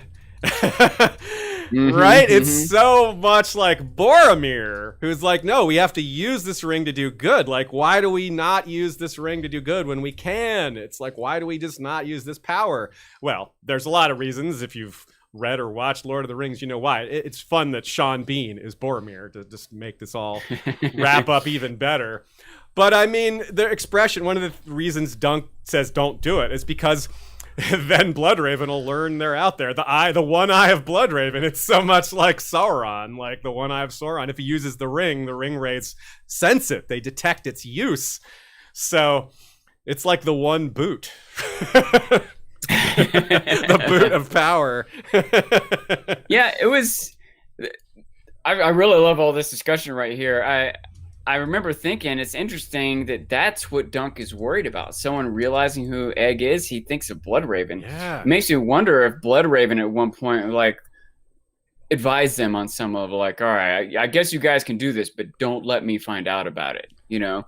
And it's also worth noting how they're coming down on the side of a traitor right now. Yeah. Right? Yeah. And almost do it again. And in fact, Bloodraven does find out when Egg reveals his identity in the next book. So it was lots of I don't know, irony and foreshadowing and such happening here. Another thought that I have about this, and this could get maybe a little bit, I don't know, touchy or political, but I just think about this a lot. For better or worse, the United States or a country might feel like they need a certain size military to defend itself legitimately. Sure. Right? Yeah. And our country is big enough and has interests and allies around the world that we have a pretty freaking big military.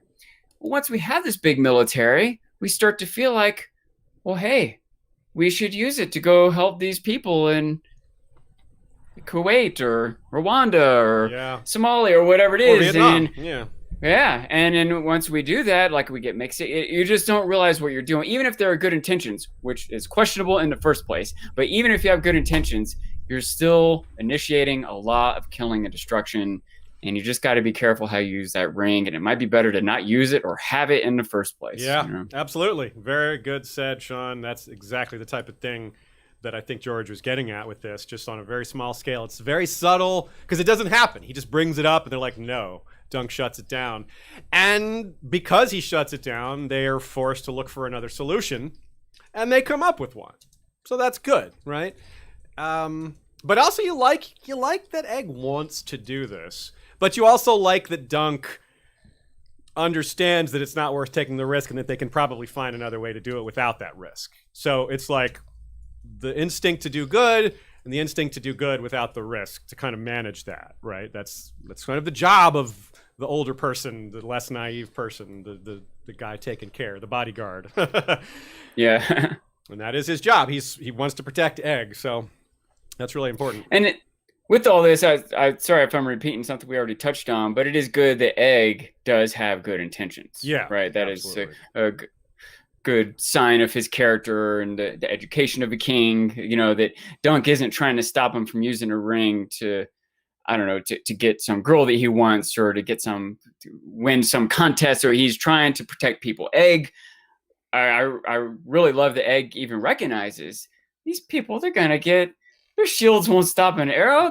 This is a suicide mission. We can't let this happen, Dunk. You know, he's really worried about these common people, you know? Yeah. What's Egg gonna be like when he hits a teenager and he meets Beth of Blackwood? Yeah. Dunk's gonna be like, let me keep you guys apart. Yeah. Maybe. I don't know this character. That's his wife. That's his future wife. Yeah. Okay. We don't know anything else about her. On the, in an episode or the fourth or fifth story. Yeah, we do not know yet. So, the solution does sort of come from an unusual way. It's not the ideal solution, but it is a workable solution. A blood price. Nina writes, it's unnerving, intentionally so, that it's this continuing theme of just showing how these lowborn, these peasants are kind of seen as property. Like you didn't treated like you hurt my animal, like you killed my horse, you killed my peasant. It's treated similarly. And we don't like to see that, but we acknowledge that it's a part of this, and it was a part of a lot of real history in similar ways.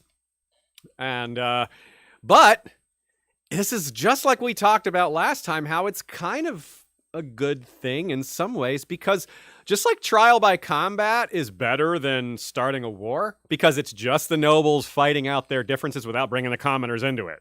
Same sort of thing here. They just haggle over a price. It's offensive, but it's still better than getting everyone to fight. Wouldn't you agree with that? Like, it's hardly even... Yeah.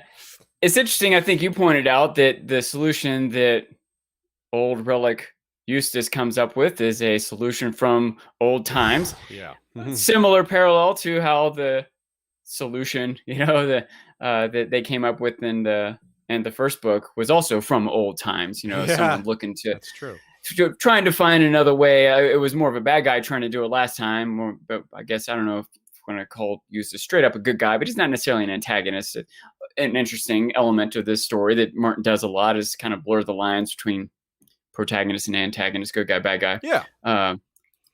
Also kind of, I don't know, interesting, ironic, unnerving, whatever, that his plan is, all right, I'm going to give the guy we cut 1 silver and give Lady Rohan 3 silvers. Yeah.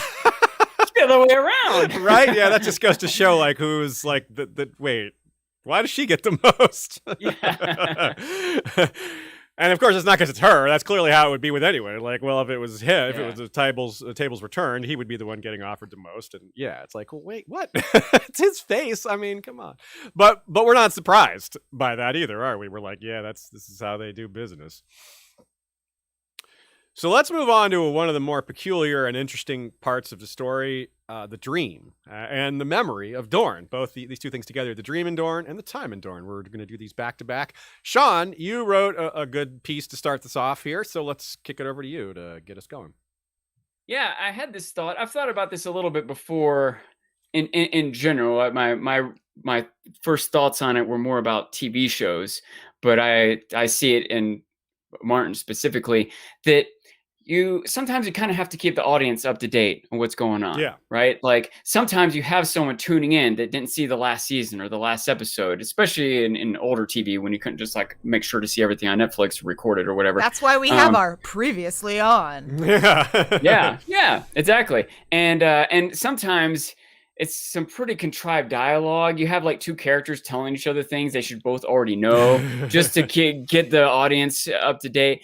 But Martin does this really well, I think, in general, because his books sometimes come out years and years apart. So even if you read the last book, you still might need some refresher. And there's so much in these books, right? So you might need a little refresher on like what happened last time or who this character was or whatever. And this dream he does it a lot of ways through the book, but this dream is a really good way to give us a little bit of reminders of the Ashford tournament and to fill us in a little bit on what happened at Dorne. And also to get inside Dunk's brain in a little bit more abstract way, what he's thinking about. And beyond that, remember I also speculated when we were talking about the Hedge Knight that Baelor probably prayed before he came up with his plan, right? He probably, even if he wasn't necessarily a devout worshiper of the 7, he probably still did what prayer fundamentally is, which is reflect on what you're thankful for and what you're hopeful for. Yeah. Right. That's basically what prayer is. Right. Yeah. And this dream is almost the exact opposite of that. Dunk is reflecting on his regrets and his fears. That's what's coming out in this dream. That's very good said. Sean, yeah, he thinks of the stars. It reminds him of Ashford. He dreams of Dorne. That's how it gets started. So you're right, like regrets in particular from Ashford, fears for what's coming soon here with the battle and the conflict. Yeah, he thinks about the people who died because of him, and he thinks about the people who might die because of him, Which includes Egg and includes even his horse that died apparently very early on in their journey into Dorne, because it says the horse died on the crossing from Prince's Pass to Vaith, which they went straight to Dorne from Ashford. It's basically a straight shot south, almost directly south from Ashford to the Prince's Pass. And well, that's where they went right at the end of the story. That's the way they went. So we're probably talking only a couple months after the end of the Hedge Knight, where Chestnut died. and it's been about a year and a half altogether. And it's really, yeah, right. It's really interesting because at first it's presented as a memory, like these Dornish knights are mocking him for wasting water, and they're like, it's only a horse, which is ironic because the Dornish horses are amazing, and they're like, it's only a horse, but your horses are just a wonder of biology and human breeding. And then, by the way, the kind of horse he turns down at the end of the story.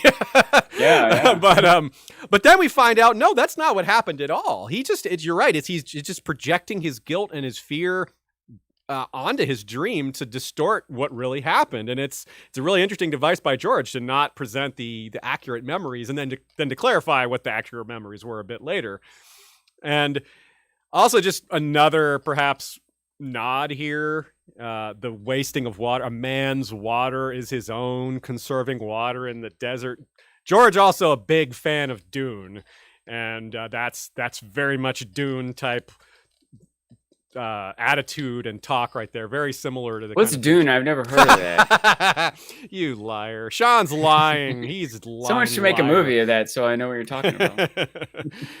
And then there's the other guilt, right? Like, he never cried for me, like with Sir Arlen, and and he thinks of Baelor and Valar saying "begone," and yeah, and like you said, the villagers. It's just woo.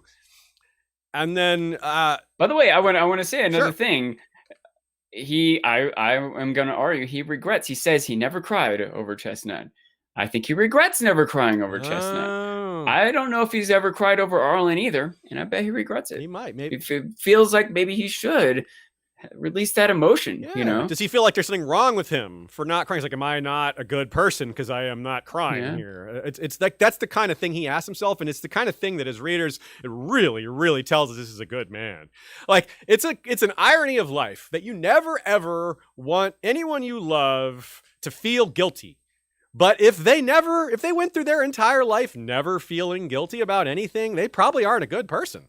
Right? Yeah. Like, like if you never feel shame or guilt ever, I don't know if I trust you, It's probably not because you're Jesus and never commit a sin. It's because you don't feel guilty when you should. Right. Like, Yeah. there are definitely people who feel guilty too much, and this is probably an example of that, or it's definitely an example of that. But if Dunk never felt guilt ever, I would be like, whoa, this dude is, what's going on here? This is a little unnerving. A man without guilt, a woman without guilt. Like, how do you self-correct? How do you make yourself a better person? Yeah. I don't know. That's scary almost for a human being to possess to lack these traits. It's like, It's part of the definition of sociopath. yeah, like an inability to process danger to yourself, an inability to see your own mistakes, an inability to see your own errors. Yeah, these things are married conceptually within. Arian probably never felt guilt. Joffrey never feels guilt, right? Damn right. Yeah. Absolutely. I think that's a safe bet right there. But there's also an element of this dream that reminds us of a few other dreams while also seeming a little bit prophetic. For example, one example here, Nina ties this to the dream of Theon. Theon's dream in Winterfell, which he's in a weirwood bed. So there's maybe a little bit of reason to think there's a little magic going on. But Theon doesn't really have magic dreams. He doesn't have supernatural blood or anything like that. But he dreams of a few things that are sort of not, like, he's guilty about things that don't have anything to do with him. Like, he sees King Robert in his dream. It's like, well, why is Theon dreaming of King Robert? That's really kind of out there. And here, the foreshadowy part here is reminiscent of what we might expect from Summerhall. Do you have this quote ready, Sean? I'm sorry, I don't. Are you is your cursor there? It is now. Okay. The spade slipped from Dunk's hands. Egg, he cried, run, we have to run. But the sands were giving way beneath their feet. When the boy tried to scramble from the hole, its crumbling sides gave way and collapsed. Dunk saw the sands wash over Egg, burying him as he opened his mouth to shut. He tried to fight his way to him, but the sands were rising all around him, pulling him down into the grave, filling his mouth, his nose, his eyes. So, as we mentioned a few times, sand is one of the few things that has a chance to stop wildfire. We learn the pyromancers build sand traps throughout their structure, throughout their temple or their Crypts. building, whatever, their tunnels, so that if it gets going, they can activate a trap, dump all sorts of sand, and prevent the wildfire from spreading. So the question is whether or not these sorts of setups were made at Summerhall. Entirely possible it didn't, that they didn't have time to set up any sort of sand traps, and this is just connecting a dot that isn't there. But it does fit awfully well, the concept of sand, because we know wildfire happened at Summerhall. The fragment from World of Ice and Fire is written like a fragment. It's missing parts of sentences, but it says things like towering, wildfire burning out of control, grew so hot that ... the valor of the Lord Commander ... right? So it really sounds like Dunk, who is the future Lord Commander, he's like, run, we have to get out. Tried to fight his way to him, but the sands were rising. Like I said, it would fit really well. But it's far from a sure thing. We don't really know. And aside from that, which again, consider how many readers would have no idea about any of that reading this book. It sort of fits in certain ways. Dunk's having a dream, and a lot of times in a dream he might be drowning, but there's a drought going on. Yeah. So he might not be dreaming about drowning in water, and he did just come from those deserts, so that imagery would be in his brain still. You know? Yeah, and he is about to drown Sir Lucas.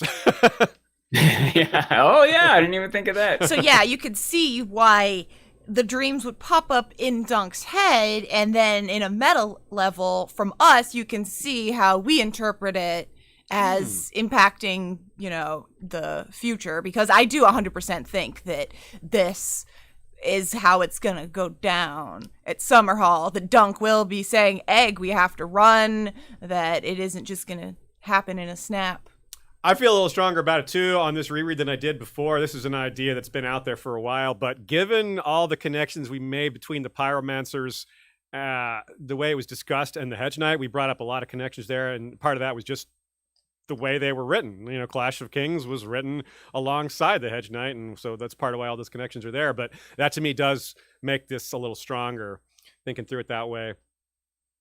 Nina also writes, another part about Theon's dream that I didn't mention is that even Robb and Greywind were in the dream, wounded and bloodied, which is before the Red Wedding. It's Clash of Kings, so obviously the Red Wedding was until Storm of Swords. Now if it had been after, it would make sense for Theon to feel guilty because Theon abandoned Robb, and whatever happens afterwards, he could maybe blame himself for. But this hadn't happened yet, so it is a little foreshadowing. Martin in this world has this extra mystical element to it, which makes us search for some potential magic behind a dream. But it's nothing new for authors to use dreams for foreshadowing and symbolism in the first place. Yeah, that's true. Additionally, there could be some magic working through characters that aren't specifically magic themselves. Like if Bran or Bloodraven are thinking about Winterfell, it might bleed into Theon's dreams, or is a werewood tree there.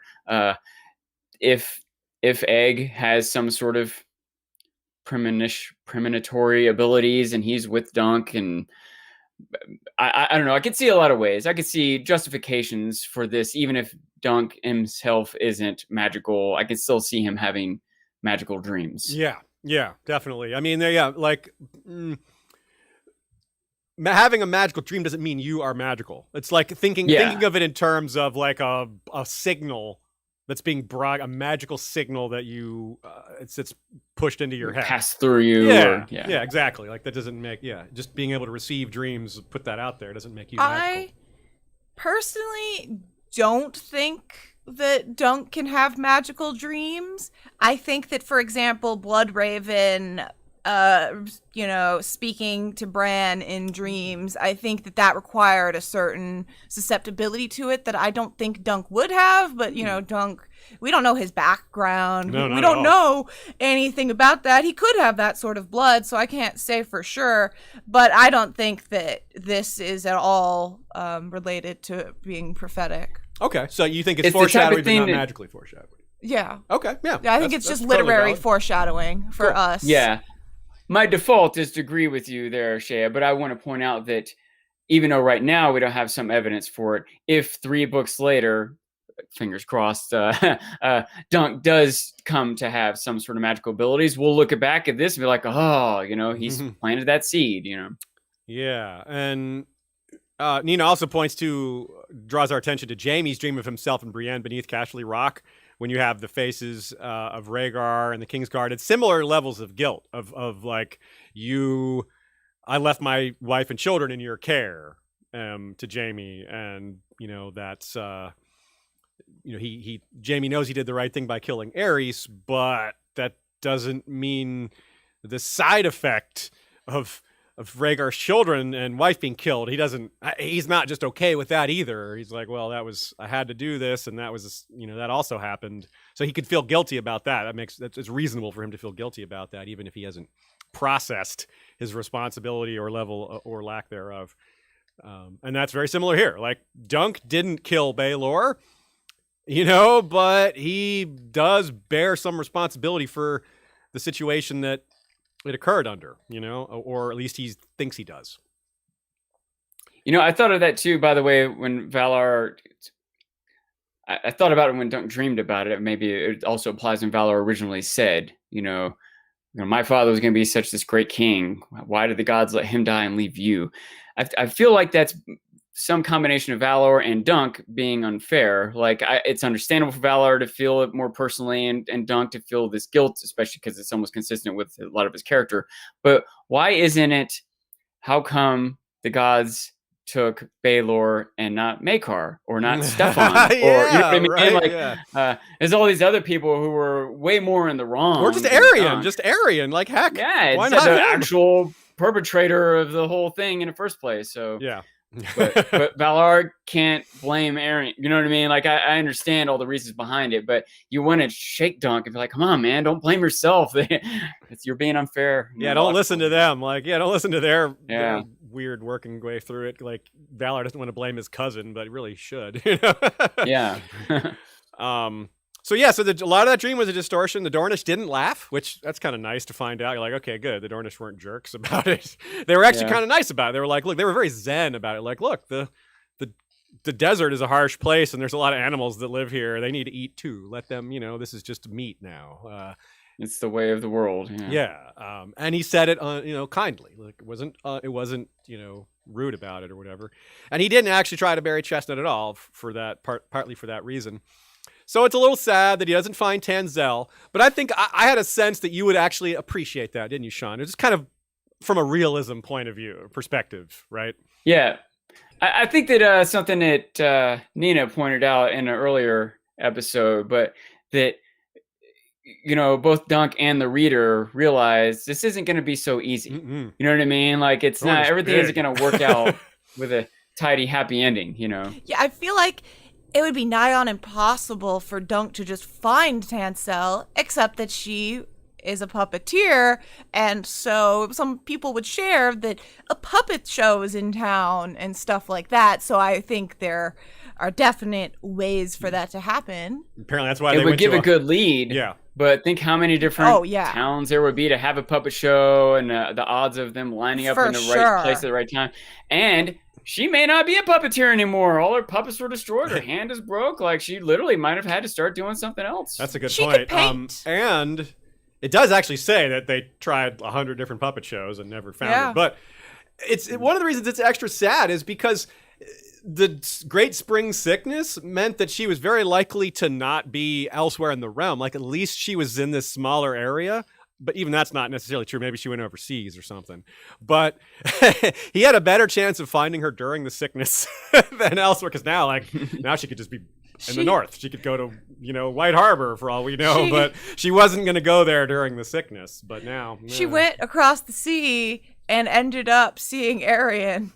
It's like she went to Lys and was like, "Oh God!" Like, I wanted to accidentally run into Dunk, and I accidentally run into Aryan. Like, that's bad luck right there. That would be a weird place, by the way, because one of the books makes it appear that Dunk will be in Essos. Yeah. If he just ran into her there.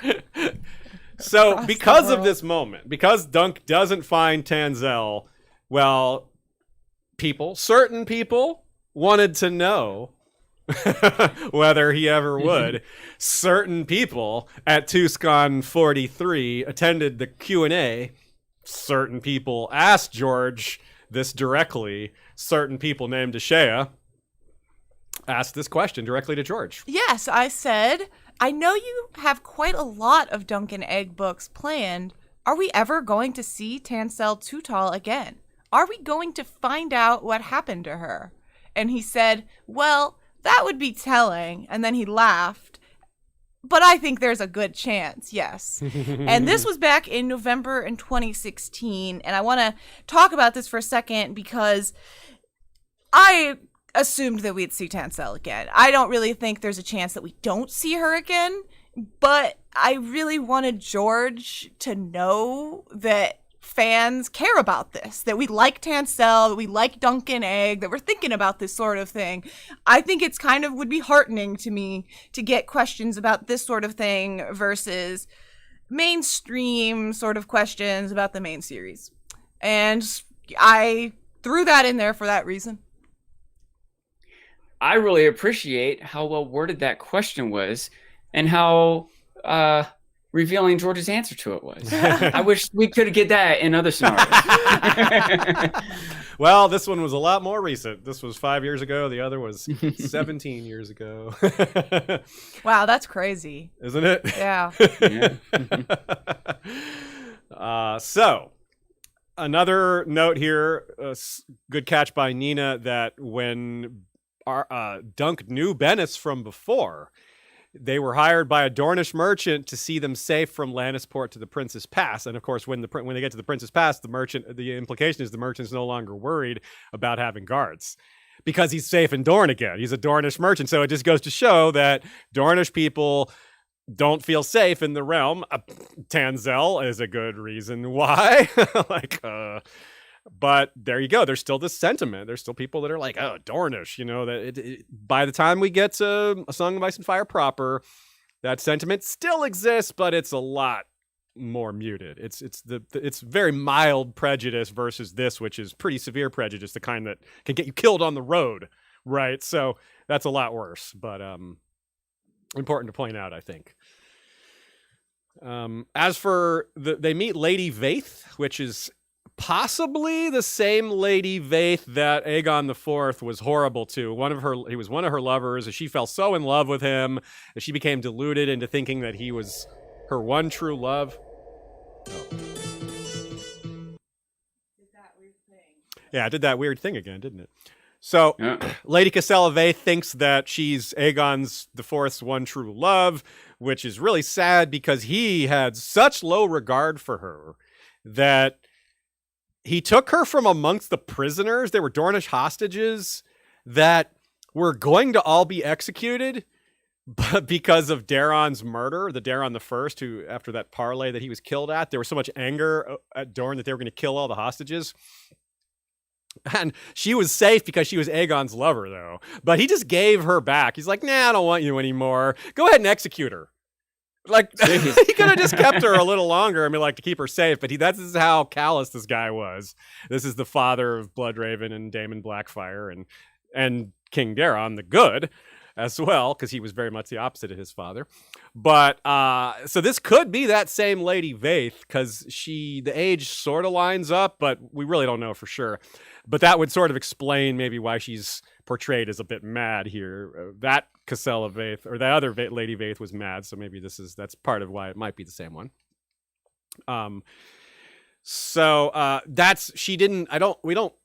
He didn't have kids with her. Now, of course, none of those hostages were actually executed, as it turns out, because Baelor the Blessed took over, the Septon King, and he was like, nah, no executions. Pardons. We pardon everyone. We send them back to Dorne, and I'm going with them to walk barefoot. to atone for this war. So that was a wow moment. Good job, Baelor, there. And that's who Baelor Breakspear was named after, as I've pointed out before, but it bears repeating because, boy, that was an outstanding fellow. That's Baelor the Blessed? Yeah, that's Baelor the Blessed, who was king after Daeron the Young Dragon. They were brothers. Daeron the Young Dragon died without kids. He was only about 15 or so. He basically Robb Stark. I mean, he's Robb Stark, a Targaryen Robb Stark. All his the beats of his story are very similar. So here's another little quote. We're a little more of our Greenblood connection with Lady Vaith. Vaith lies on the Greenblood, so it's a kickoff point for us to discuss more parallels. Here's a quote. When they'd been pulling down the Greenblood, the orphan girls had made a game of rubbing Egg's shaven head for luck. It made the boy blush redder than a pomegranate. So we've already discussed the difference between orphans here. Where it was kind of interesting, just as an aside, he isn't really that bothered by it. Dunk wonders about his parents a little bit, but it doesn't seem to really, it's not something he lingers on. It's not some great source of sadness, which Jon Snow thinks about it a lot, or a decent amount. To be fair, it's more a part of his story. Jon was sort of teased with, one day you'll be told. So of course he's going to think about it, whereas Dunk he is of the attitude, most likely correctly so, that there's no way he'll ever find out. And I think that he would have just been raised to think that's normal. Every kid he knew wouldn't have known their parents. Yeah, because he grew up amidst other orphans, yeah. Yeah, he just wouldn't care. Jon was also being raised in an environment where, heritage mattered more, great what point. You're going to inherit and et cetera, where that it doesn't matter as much to Dunk. So yeah. Although Dunk has at least reflected on it, because there is that moment when he points out to Egg, "Hey, I'm probably an orphan," Yeah. And Egg's like, "You really?" Yeah, and a bastard. Yeah, I'm a bastard. Yeah, you're a bastard. So yeah, bastard, not orphan. Sorry, but almost the same. Yeah, the story was linked because that's how he figured that out. Yeah. So we mentioned Yandri and Rhaenyra. That's their pole boat they were on. They were actually born on the Greenblood. I think that's a detail that gets lost in the shuffle. They felt the call to return to Mother Royne and moved to Essos to live on the river there. So that's kind of neat. I think that's a detail that gets lost in the shuffle. But of course, is another reminder of young Griff's many parallels to Egg, and it's Tyrion goofing with him, saying the young girls are going to make fun of your blue hair. And here we have, that's this kind of a similar reference here where the girls are rubbing his head for luck and kind of doing that. Now, to make the connection between blue hair and shaved hair, we have Dunk saying, "What did your father tell you?" "To keep my hair shaved or dyed, and tell no man my true name," the boy said with obvious reluctance. Yep. Is it, "To keep my hair shaved or dyed, and tell no man my true name." Yep. I love it. So that presentation of appearance, keeping your appearance hidden or keeping your appearance a certain way, is a segue to how Dunk is preparing to present himself to Lady Rohan, which is, this scene is a great source of comic relief. Amidst all this tragedy and decline and sadness, you have the proverbial blind leading the blind here. They have no idea what they're doing. I love this moment where it's like, well, here's something you should try. "Well," the boy said, "some knights sing gallant songs to their ladies, or play them tunes upon a lute. I have no lute." Dunk looked morose.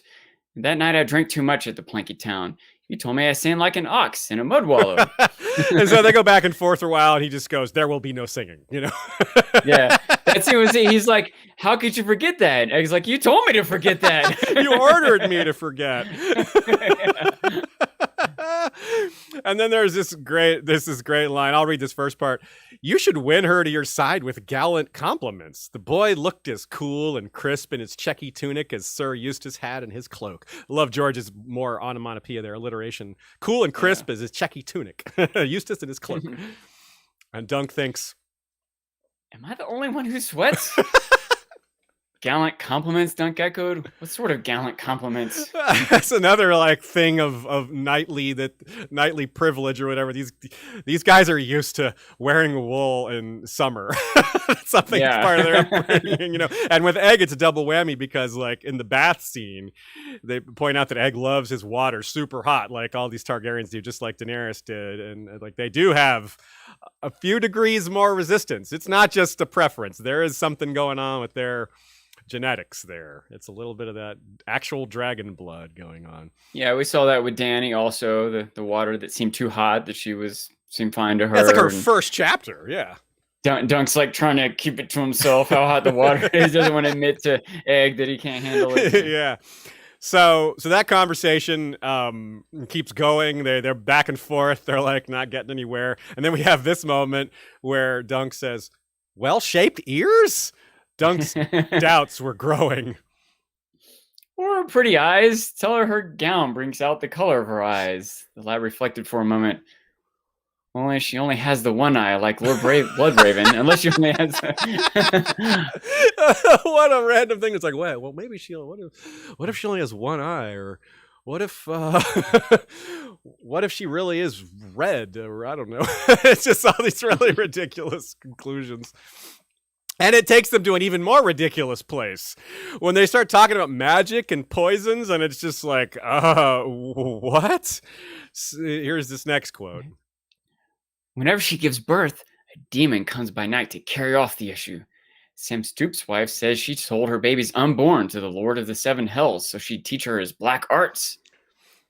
Highborn ladies don't meddle with the black arts. They dance and sing and do embroidery. Maybe she dances with demons and embroiders evil spells, the egg said with relish.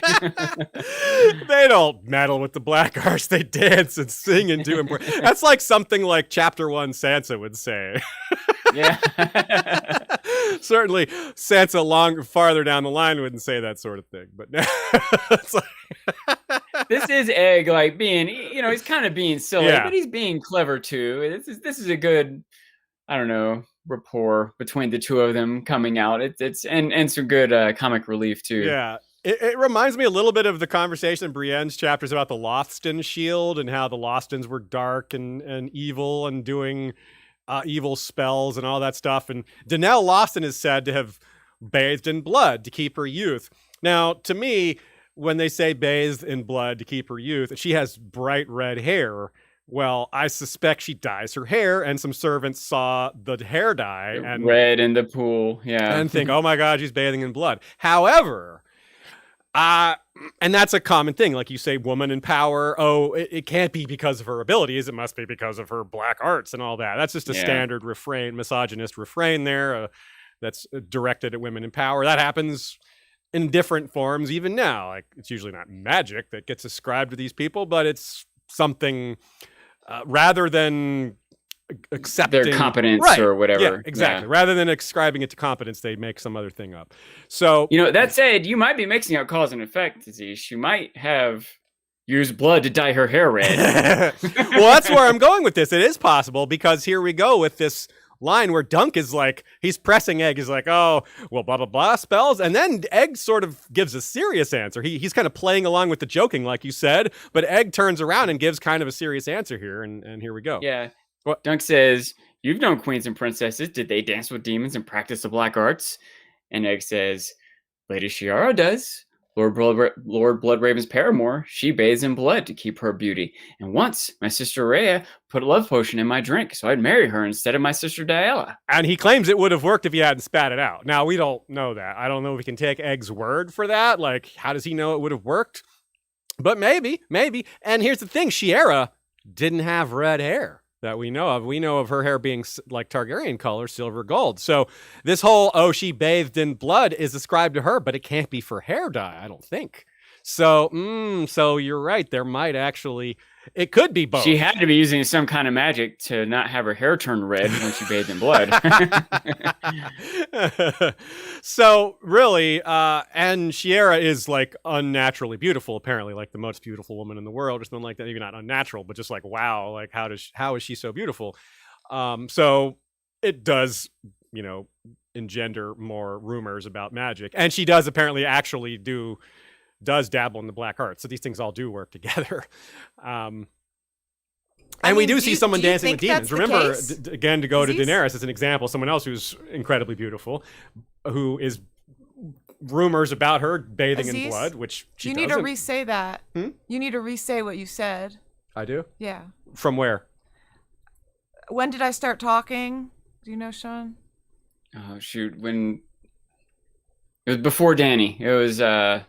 I'm sorry, I've lost track a little bit. Yeah, I was talking. I was trying to say something, and I was just talking the whole time you were talking. Oh, I couldn't there. hear you at all. Yeah, we just FYI, if you guys ever wonder why we talk over each other, we both have headphones in, and it's hard to hear each other. Actually, like it is a little hard. So I was asking you, do you really think that she dabbled in the dark arts, in the black art? Shiera? Oh, Shiera. Yeah, that's what I'm talking about.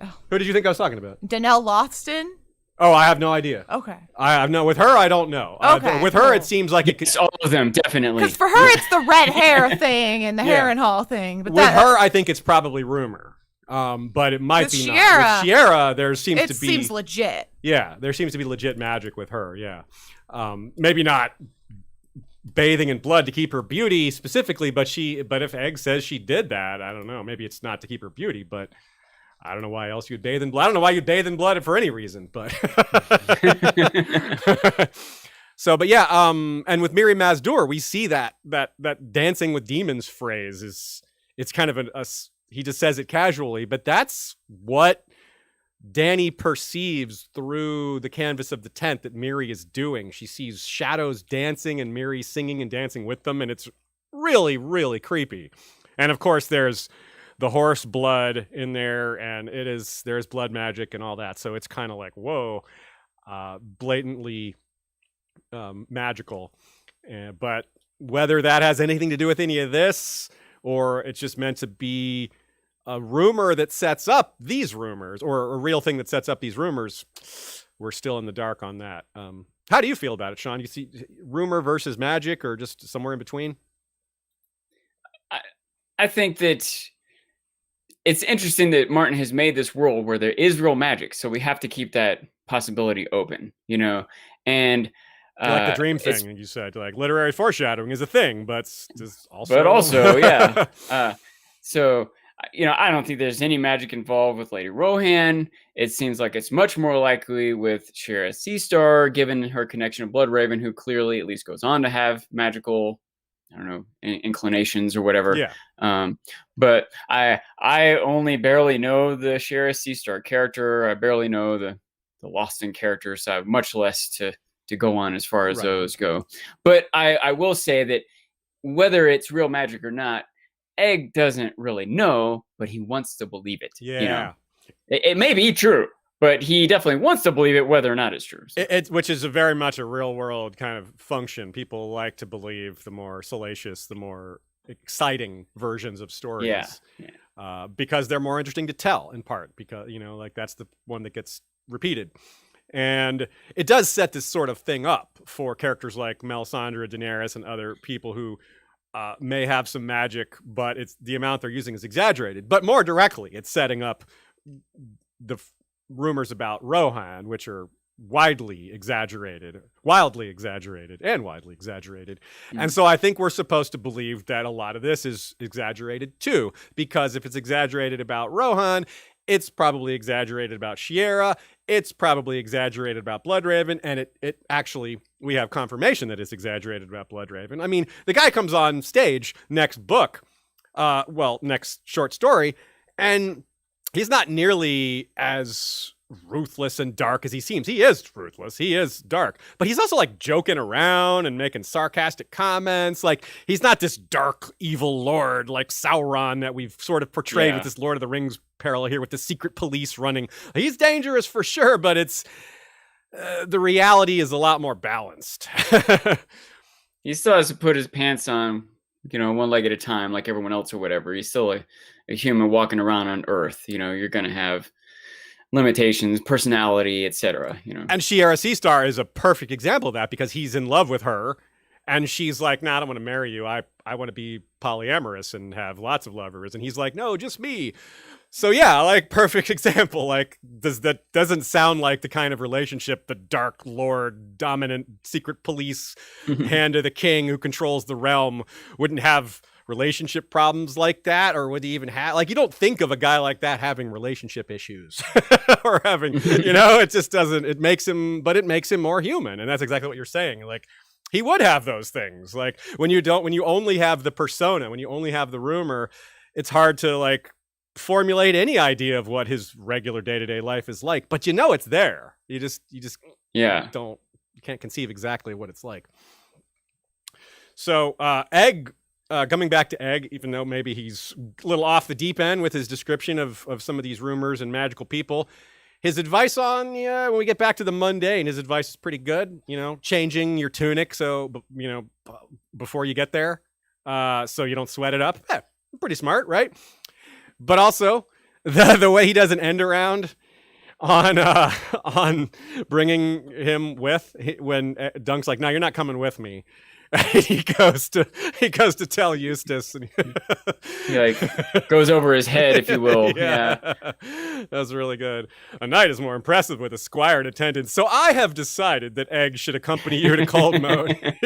And that's when, remember, he goes, he mouths the word "clout in the ear." Yeah, he's like, he thinks outwitted by an 11-year-old. Really comedic moment. This is what Rolling Knight was saying last time we were talking about how dark this story. And he's like, no, there's all this comic relief. I'm like, yeah, you were right, Rolling Knight. There is a lot of comic relief in this one. A lot of it is this scene, but still. We have this section of funny parts, and we've passed some of these, plot chronology wise, but I feel like it keeps coming up. Yeah. If you don't mind me reading a couple. Yeah, go for it. Yeah, do it. One I think was even, should I said it last episode, was when Bennis keeps calling Dunk, and Dunk's getting fed up with him in general. And the line is, "Not Dunk," said Dunk. Yeah, it's bad when even the author is against you. Yeah.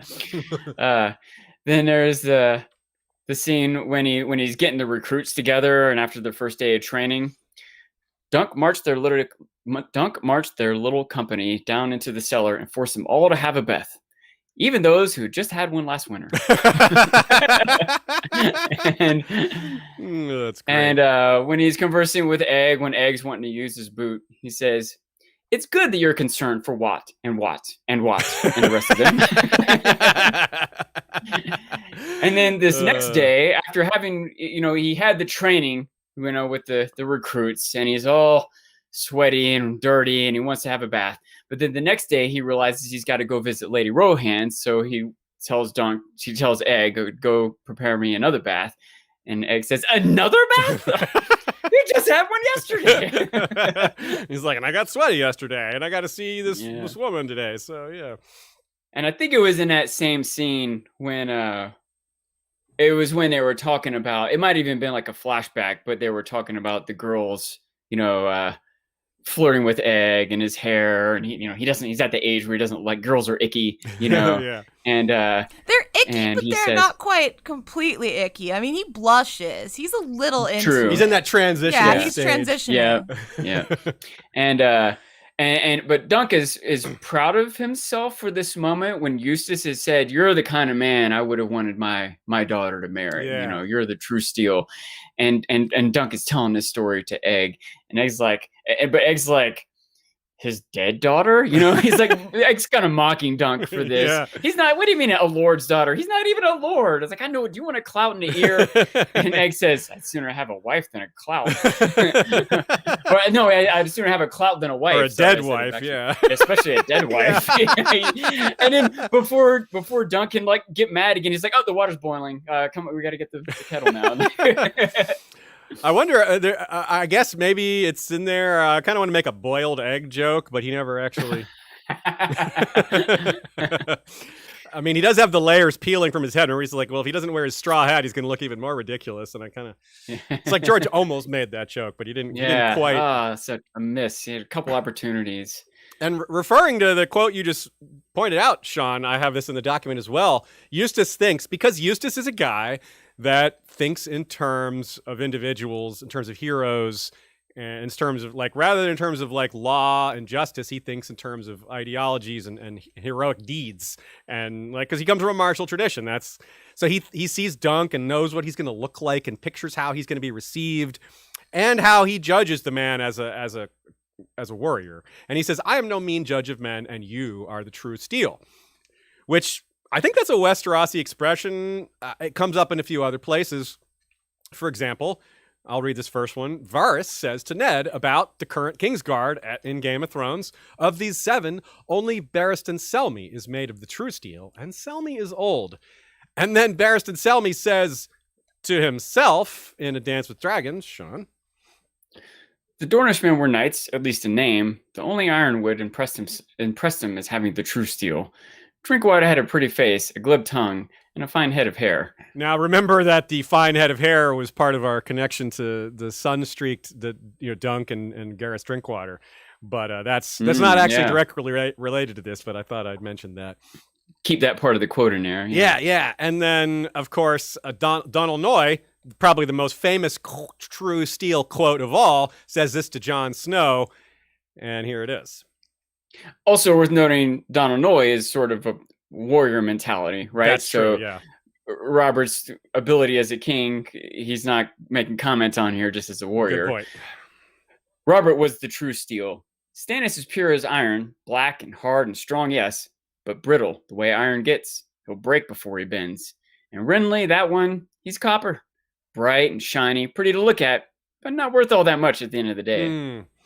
That's a really great, comparison, right? Analogy. Yeah, it is really good, and that really says a lot about this moment here, because it's, if you take what this phrase means and someone like Eustace, what he would mean by it, that's it's one of the biggest compliments a guy like Eustace could give, I think. Given what we've learned about him, and given the perspective we've tried to ascribe to him, and the way he looks at the world, that's about as good as you can get. Like, this is the kind of thing he says about Daemon Blackfire, the man that he idealized as like the perfect knight. So someone you would be proud to follow, someone that looks a warrior, someone that stands tall in battle, all these things. Okay, so one last bit, and we'll call it a day. It's a related thing. It's another expression like the true steel. Nina took note of this one. There's that phrase that we just read with regards to magic and Sam Stoops' wife, and this phrase that the Lord of the Seven Hells is mentioned in that quote. Let me find it again real quick. She says, where is it? Sam Stoops' wife says she sold her babes unborn to the Lord of the Seven Hells, which is, she's referencing how Lady Rohan's never had any children. They've all been, stillborn or what have you.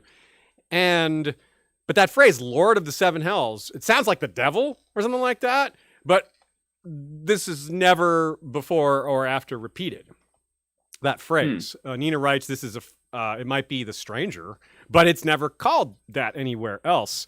So she suggests maybe it's a bleed over from an older religion into local faith practice, like in these parts, like maybe there was some sort of devil type figure in this area of the Reach, or just this part of the country that's still a relic of those past times, that they still think of it that way. Sort of like the spirits of the air, or the different parts of like in Cracklaw Point, they talk about different beings that live there, like the Squishers and things like that. Different superstitions that are not accepted by the faith, but still maintained in certain local areas. Referenced by the common people, even if they don't specifically worship that god or believe in that superstition, there's still, I can't believe I can't come up with one right now, but there's a million things Old that we wives' might tale reference or something like that. Yeah, even if we don't specifically believe in them or even know their origin, but we still use the phrase, And it relates very much to what the things we were talking about with like Donnell Austin, and say when Brienne and Jaime are talking about it, or when Brienne gets to Maidenpool, I think it is, and they say, oh, that shield, it represents Lady Donnell was sending bats out to steal children and bring them back to her cook pots. And it's like, what? What kind of really? I don't know. Did that really happen? I don't think so. But these sort of rumors about how these things work, and old wives' tales is the phrase I just used, but also just like the story that parents tell their kids to get them to behave at night. The Squishers will come get you. Dagon Greyjoy will come get you. We hear about Dagon as a contemporary during this time, and later we hear about how the mothers on Fair Isle which is really near the Iron Islands, will tell their kids, if you don't go to sleep, Dagon Greyjoy will come to get you. So it's the same kind of, like Dagon Greyjoy was a real person, but it's the same sort of thing where whatever scares people, they use that as to scare their kids at night. That's actually kind of awful when you think about it. But Have you guys, as anyone in the chat, seen that meme, that joke, where this mother told her kids that if they don't clean, the leopard will come, and it's just her in like a full body suit, like a Green Man suit that like covers her head? I have no idea what you're talking about. I'm gonna put it in the chat. It's ridiculous. Okay. Wow. That's pretty wild. It looks like we have one other question. Dornish Dame says, I wonder if, given when the Sworn Sword came out, George was trying to figure out how to write rumors of Dany reaching Westeros in the main series and how distorted they were. Yeah, I think so. I think there's some signs of that already in A Clash of Kings, just because of some of the bits, but maybe more of it starts in A Storm of Swords, which would fit because that's in between the two, and then even more after that, because after A Storm of Swords is when the Sworn Sword came out. So I think yes, I think almost certainly, because he has to have been thinking about that, knowing he's been planning on that for a long time, and these things overlap here. So that's a good catch. Anything to add to that, Sean, or any other final thoughts for today? I'm going to retrieve my final thought. You retrieve your final thought? It's a kitten. Oh, of course. I should have understood what that meant. Cat time. We do love our end of episode cat visits. So, folks, next time we'll get to the visit to Cold Moat. We'll see Lady Rohan and have a lot to say about her. A lot of build-up before actually getting to her, but that's the way the story is framed. And we'll continue from there, see how far we get. I suspect, just like the Hedge Knight, this will take 4 episodes. We're about halfway through the story, and we've covered about half of what we want to cover. So that's probably how it's going to work. We'll continue on with that plan and see where it takes us. No kitten yet? Still trying to find. They're hard to find sometimes, I suppose. Yes. Kittens that's the don't sound behave the way you of want. kitten coming. Let's find out. Which kitten is it going to be today? That's for everyone to try to guess each time. Oh, which kitten is it? It's a calico. Oh, it's Cora. Cora. Yeah. I can always tell. Well, now as they get bigger, the colors tell better. But the face, specifically Cora, has particularly nice, even markings. Yeah, it was originally inspired by Makoro. Yeah. So With his flame tattoos. look at her. She's. And if you could see her and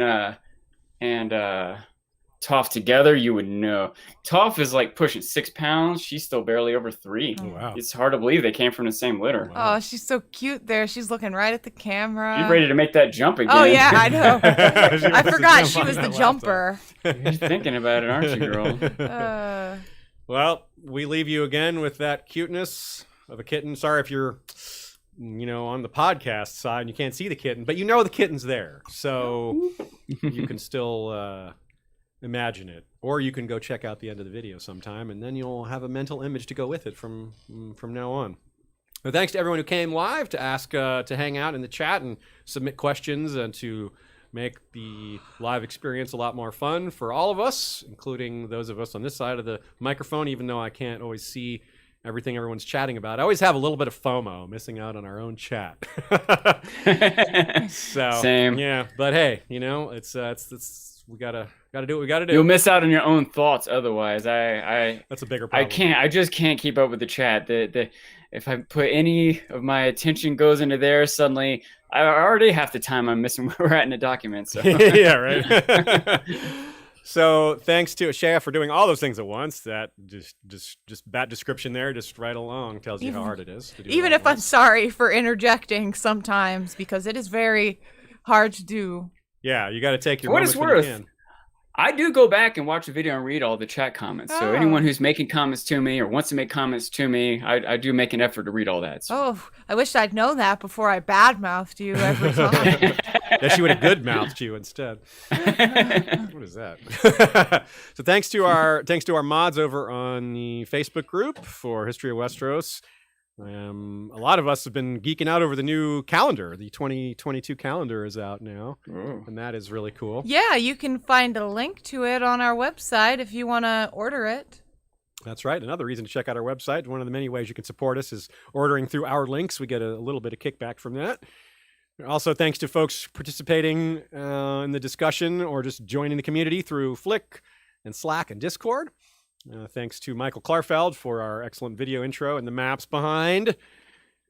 Thank you to Kevin McLeod for the Valar Rereadis intro music. Thanks to Joey Townsend and Jesse Koval for the regular History of Westeros intro outro music.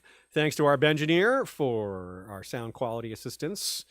Thanks to our good friends over at Here Be Dragons. I don't know what they're doing today. What are they? I guess we didn't check on them this time. Right on. As I said, next time we'll be... Oh, did you already look? Yeah, they are doing Avatar Season 1. Avatar. Oh, Okay, awesome. right on. Yeah, Sean's going to just I roll highly right recommend. over to that. Yeah. Yeah. So check out HBD, not Happy Birthday, Here Be Dragons. If you get the chance, or if you haven't done it, now might be a good time. They cover a wide variety of things over there, so it's only a matter of time before they cover something you're interested in, and they probably already have. Check out their back catalog if you're not an Avatar person. But we'll see you all. Or become an Avatar person if you're not an Avatar Indeed, person. we just the kitten sort of transitioned us nicely into that, right? Korra, is that related or is that a different anime property? I don't know my anime very well. Korra was the second series, I guess, the second book. I can't remember what they call it, but Avatar: The Last Airbender and in The Legend of Korra are two different series in the same world, like the next generation. That's nice. Well, folks, we'll see you all next week for more Valar Rereadis.